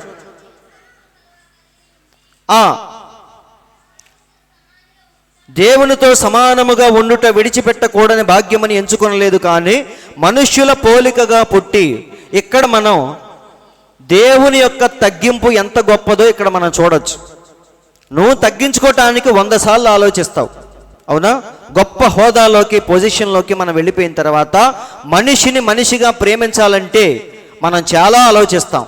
కానీ దేవుడు దేవుడై ఉండి ఎంత తగ్గించుకున్నాడో ఇక్కడ మనకు అర్థమైంది. మనుష్యుల పోలికగా పుట్టి దాసుని స్వరూపము ధరించుకొని తన్ను తానే రిక్తునిగా చేసుకొనెను. మరియు ఆయన ఆకారమందు మనుష్యుడిగా కనబడి మరణము పొందునంతగా, అనగా శిలువ మరణము పొందునంతగా విధేయత చూపిన వాడై తన్ను తాను తగ్గించుకొనెను. చదువుతున్నారా లేదా? చాలా క్లియర్గా ఉంది. ఆయన చూపించినంత విధేయత, ఆయన తగ్గించుకున్నంత తగ్గింపు లోకంలో ఎక్కడ మనం చూడలేము. అందుచేత అని రాయబడింది అక్కడ. రీజన్ ఏంటి? దేవుని నామాన్ని ఎందుకు అంతలా హెచ్చించబడిందంటే ఆయన అంతలా తగ్గించుకున్నాడు ముందు. అందుచేత పరలోకమందు ఉన్నవారిలో కానీ, భూమి మీద ఉన్నవారిలో కానీ, భూమి కింద ఉన్నవారిలో కానీ ప్రతి వాని మోకాలు ఒకరోజు ఏమవ్వాలి? ఆయన నామం పేరిట వంగాలి. కాబట్టి రహస్యం ఎక్కడుంది చెప్పండి? ఈ రహస్యం ఎక్కడుంది? అందుకే రాజకీయ నాయకులు కానీ గొప్ప గొప్పవారు కానీ మన ఇళ్లలోకి వచ్చి మనం పెట్టిన తిని, ఇదంతా దేనికంటే నేను సామాన్యుల్ని సైతం హక్కును చేర్చుకునేవాడిని. అవునా? తగ్గింపును చూపించడానికే మనుషులు అలా చేస్తూ ఉంటారు. ఎదుటివాడి మనసులో స్థానాన్ని సంపాదించాలంటే మనం ఎలా కనిపించాలి? పొగరబోతులా కనిపిస్తే ఎవ్వరూ మనల్ని యాక్సెప్ట్ చేయరు. అవునా? సెల్యూట్ చేస్తారేమో కానీ మనసులో మాత్రం చాలా తిట్టుకుంటారు. కాబట్టి అయితే ఇదంతా ఎందుకు చెప్తున్నా అంటే దేవుని దృష్టిలో మనం ఎలా ఉండాలి. మన ప్రవక్తను కూడా చాలామంది ఏమన్నారంటే ఫోన్లకి రెస్పాండ్ అవ్వడు, ఉత్తరాలు రాస్తే తిరిగి ఏమీ చెప్పడు అని చాలామంది ప్రవక్తను విమర్శించారు. కానీ ప్రవక్త ఏమన్నాడంటే అది నా ఉద్దేశము కాదు. అవునా? నా మనసు ఏంటో దేవునికి తెలుసు. ఎప్పుడైనా ఒక 2-3 రోజులు ఖాళీ దొరికితే మన ప్రవక్త ఏకాంతముగా వెళ్ళిపోతాడు. కానీ ఆయన కోసం చాలామంది రోజు ఇళ్ళకొచ్చి పడిగాపులు కాస్తూ ఉంటారు, ప్రార్థనలకు వస్తాం. అవునా? కానీ మన ప్రవక్త మాత్రం దేవునితో గడపటానికి వెళ్ళిపోతూ ఉండేవాడు. కాబట్టి సహోదరులారా, నేను చెప్పేది ఏంటంటే మనం ఆత్మీయముగా ఏమైపోవాలి. అందుకే ధర్మశాస్త్రం అంతా ఒక్క మాటలో సంపూర్ణమైంది. ఏంటది? నిన్ను వలే. అలా ప్రేమించాలంటే ముందు మనం తగ్గించబడాలి. అవునా? తగ్గించుకోవటం అంటే ఏంటి? చదువు మానేసి డబ్బులన్నీ వదిలేసి రోడ్డు మీద కూర్చోవటం కాదు. కానీ ఎన్ని ఉన్నా సరే మనం దేవుని ముందు. అందుకే నెబుకద్నెజర్ని దేవుడు ఏం చేశాడు? 7 సంవత్సరాలు గడ్డి తినిపించాడు. గడ్డి తిన్న తర్వాత ఆయన రాసిన మాటలు ఏంటో తెలుసా? అద్భుతమైన మాటలు రాశాడు.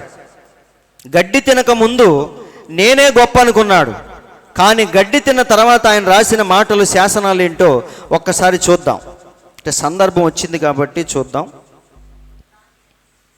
దానియేలు గ్రంథము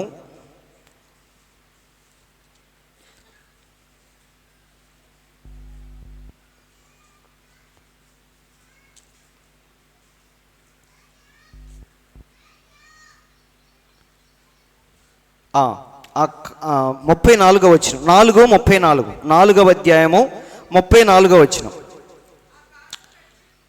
ఏ కాలము? గడ్డి తిన్న 7 సంవత్సరాలు.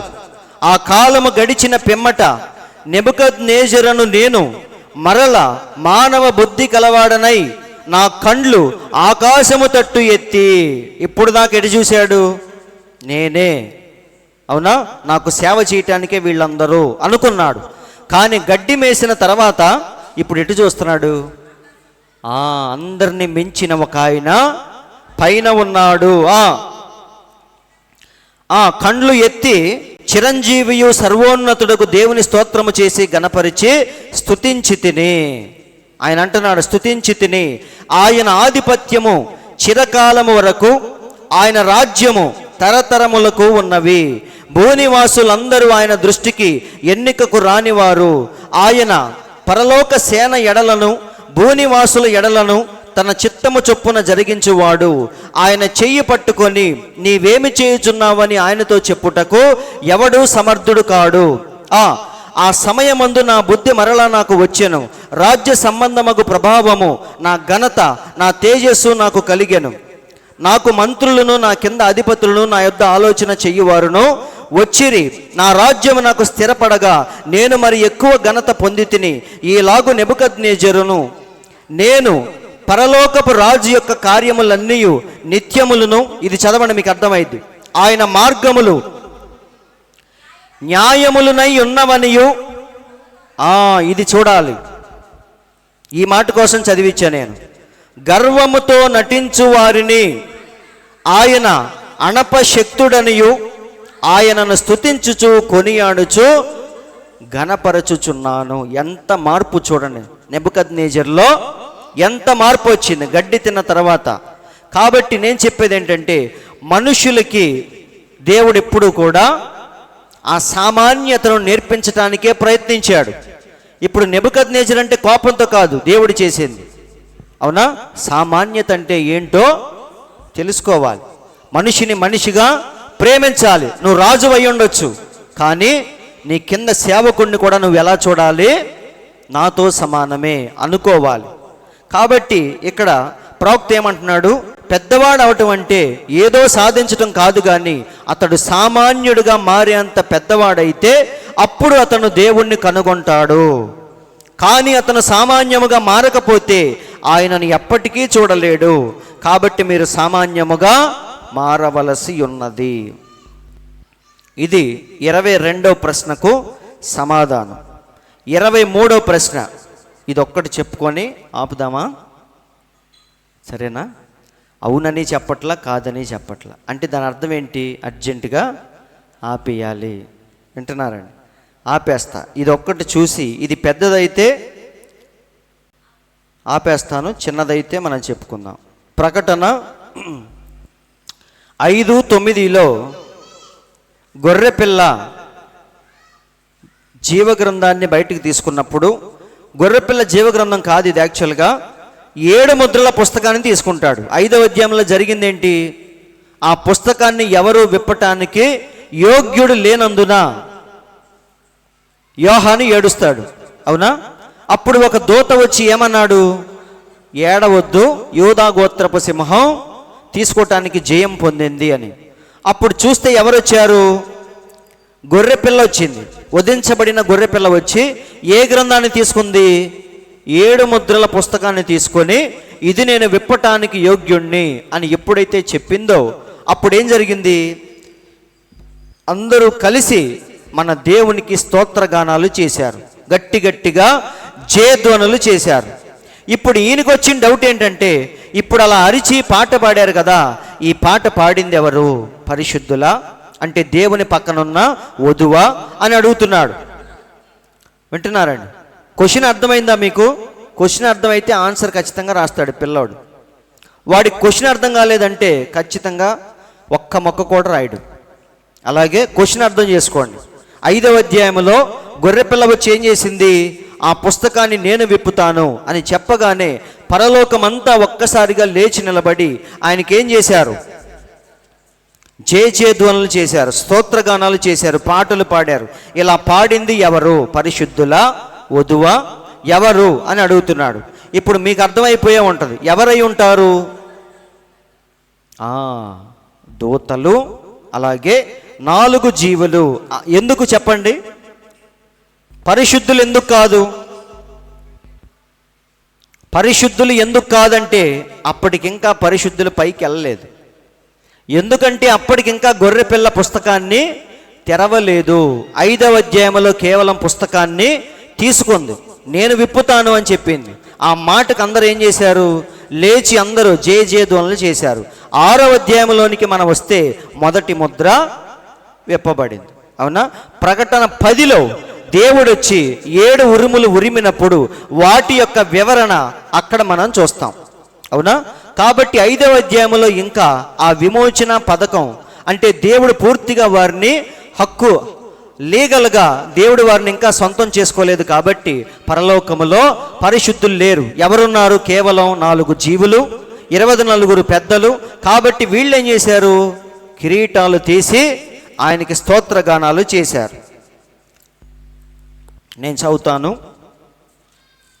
ఇదొక్కటి మనం చెప్పుకొని ఆపేద్దాం. 5వ అధ్యాయము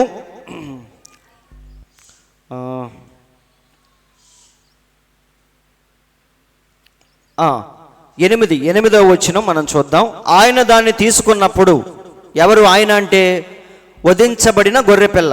ఎవరది? ప్రభు అయిన యేసుక్రీస్తు.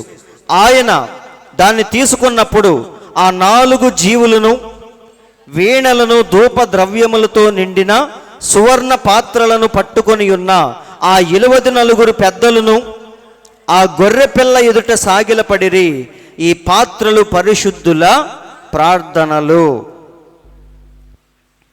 తర్వాత ఆ పెద్దలు, నీవు ఆ గ్రంథము తీసుకొని దాని ముద్రలు విప్పుటకు యోగ్యుడవు, నీవు వధించబడిన వాడవై నీ రక్తం ఇచ్చి ప్రతి వంశములోను, ఆయా భాషలు మాట్లాడు వారిలోను, ప్రతి ప్రజలోను, ప్రతి జనములోను దేవుని కొరకు మనుషులను కొని మా దేవునికి వారిని ఒక రాజ్యముగాను యాజకులను గాను చేసితివి గనుక వారు భూలోకమందు ఏలుదురని కొత్త పాట పాడుదురు. అవునా? కాబట్టి ఆ బుక్ తీసుకోగానే అందరికి ఆనందం వచ్చి గట్టి గట్టిగా పాటలు పాడుతూ గట్టి గట్టిగా అరుస్తున్నారు. ఇలా అరిచింది ఎవరు అంటే కేవలం అక్కడున్న 4 జీవులు, పక్కన ఉన్న 24 పెద్దలు, పరలోక సైన్యం అంద తప్ప అక్కడ పరిశుద్ధులు లేరు. అంటే మనం లేము.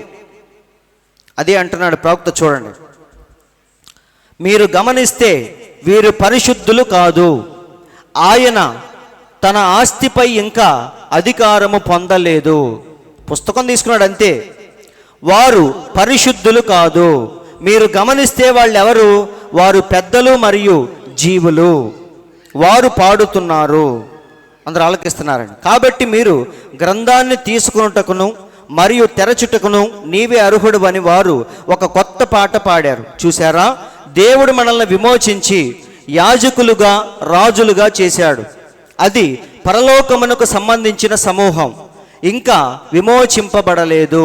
కాబట్టి ఆ కార్యం అనేది ఇంకా పూర్తవలేదు. కాబట్టి మనం లేము అక్కడ ఇంకా. అవునా? కాబట్టి సహోదరులారా, అయితే ఇదంతా ఏంటంటే మీకు డౌట్ రావచ్చు, మరి 4వ అధ్యాయంలో యోహాను ఎక్కడికి వెళ్ళాడు? పరలోకానికి వెళ్ళాడు కదా, అంతే కదా. 7 సంఘకాలాలు పూర్తి అయిపోయిన తర్వాత 4వ అధ్యాయంలో ఇక్కడికి ఎక్కి రమ్ము అని స్వరం వినపడితే యోహాను పైకి వెళ్ళాడు. అవునా? అది ఏంటి, అది ఏం జరిగిందో ఒక సీక్వెన్స్లో దేవుడు యోహానుకు చూపిస్తున్నాడు. యోహాను వధువుకు సాదృశ్యముగా ఉన్నాడు, కానీ యోహాను వధువు కాదు. ఆయన శిష్యుల్లో ఒక శిష్యుడే, కానీ దేనికి సాదృశ్యముగా ఉన్నాడు? వధువుకి సాదృశ్యముగా ఉన్నాడు. అది దేన్ని చూపిస్తుందంటే ఎత్తబాటును చూపిస్తుంది. అందరూ ఆలకిస్తున్నారండి. కాబట్టి ఇంకా ఆయన ఆ ముద్రల్ని విప్పలేదు. విప్పిన తర్వాత అందులో ఉన్న విమోచన పథకం అనేది దేవుడు ఎలా విమోచించాడు, క్రీస్తు విరోధి ఏం చేశాడు, ఈ విషయాలన్నీ కూడా బయటకు వస్తాయి. కాబట్టి ఆ సన్నివేశంలో ఆ పాట పాడింది ఎవరో? దూతలు మరియు 4 జీవులు. అందరూ ఆలకిస్తున్నారు కదా. మరి ఇక్కడ ఆపేద్దాం. 23 ప్రశ్నలు మనం చెప్పుకున్నాం. ఈ ప్రశ్నలు జవాబులు చెప్పుకోవటం వల్ల ఏమైందంటే మనం ఏదైతే విన్నామో అది మరొక్కసారి రివిజన్ అవుతూ ఉంటుంది. ఎవరికైనా చిన్న చిన్న డౌట్స్ ఉంటే అవి కూడా క్లారిఫై అవుతూ ఉంటాయి. కాబట్టి వీటిని వినేటప్పుడు మనం ఏదో చెప్తున్నాడులే అన్నట్టు కాకుండా దాన్ని కనెక్ట్ చేయటానికి చూడాలి. మనం లేఖనాలతో మన జీవితాన్ని కనెక్ట్ చేసుకోవటానికి చూడాలి. దేవుడి మాటలు దీవించును గాక. అందరం ఒక్కసారి లేచి నిలబడదాం. 1:15 అయింది. ఏం కంగారు పడద్దు. అందరం లేచి నిలబడి కొద్ది నిమిషాలు మనం దేవునికి స్తుతులు చెల్లిద్దాం. పరిశుద్ధుడా, పరిశుద్ధుడా, జీవము కలిగిన దేవా, మీకు స్తోత్రములు తండ్రి. ఈ మధ్యాహ్న కాల సమయంలో మమ్మల్ని ప్రేమించి నీవు చెప్పిన ప్రతి మాటను బట్టి మీకు స్తోత్రములు ప్రభువా. ఈరోజు మేము ఎక్కడ జీవిస్తున్నామో, నిజమైన బాప్తీసం ఏదో అన్నీ ఒక్కసారి మా కన్నులకు తేటగా చూపించినందుకు మీకు స్తోత్రములు ప్రభువా. దేవుణ్ణి ప్రేమించేవారు అనేక మంది ఉన్నారు, కానీ వర్తమానాన్ని అంగీకరించేవారు చాలా కొద్ది మంది అని. అందుకే పిలవబడిన వారు అనేకులు, ఏర్పరచబడిన వారు కొద్దిమంది అని నువ్వు ఎంతో స్పష్టంగా చెప్పావు. ఆ ఏర్పరచబడిన గుంపులో నన్ను ఉంచినందుకు స్తోత్రములు ప్రభువా అని ప్రతి ఒక్కరూ దేవుని యొక్క ప్రణాళికను, ఆయన మనస్సులో ఏముందో, ఆయన ఆలోచనలో ఏముందో మనం చూడటానికి ప్రయత్నిద్దాం. ఈ వాక్యం అనే యంత్రము ద్వారా, ఈ వాక్యం అనే పరికరము ద్వారా దేవుని యొక్క మనసు ఏంటో మనం అర్థం చేసుకోవచ్చు. దేవా మీకు స్తోత్రములు తండ్రి. లేఖనములను కానీ దేవుని శక్తిని కానీ ఎరుగకయే మీరు పొరబడుచున్నారు అని ఆ రోజు నీవు భూమి మీద ఉన్నప్పుడు చెప్పావు. అది ముమ్మాటికి నిజం ప్రభువా. లేఖనాల గురించి తెలియదు కాబట్టి, మీ ప్రణాళిక ఏమిటో తెలియదు కాబట్టి మేము ఈరోజు గందరగోళంలో ఉన్నాం ప్రభువా. ఒక్క దేవుడా, ఒక్క బాప్తిస్మా అసలు ఏంటనే ఒక ప్రశ్నార్థకముగా మారిపోయింది క్రైస్తవ్యం అనేది. అయితే నీవు మమ్మల్ని ప్రేమించి ప్రవక్త ద్వారా ప్రతి దానికి వివరణ ఇస్తున్నందుకు స్తోత్రములని మరి ప్రతి ఒక్కరూ చక్కగా ప్రార్థిస్తూ ఉండగా మరి మరీదాస్ అన్నయ్య చిన్న ప్రార్థన చేస్తాడు. సరే, మన మధ్యలో ఉన్న యెషయా గారు చిన్న ప్రార్థన చేస్తాడు. మరి అందరూ ప్రార్థనలో ఏకీభవించండి. మా రిబ్కా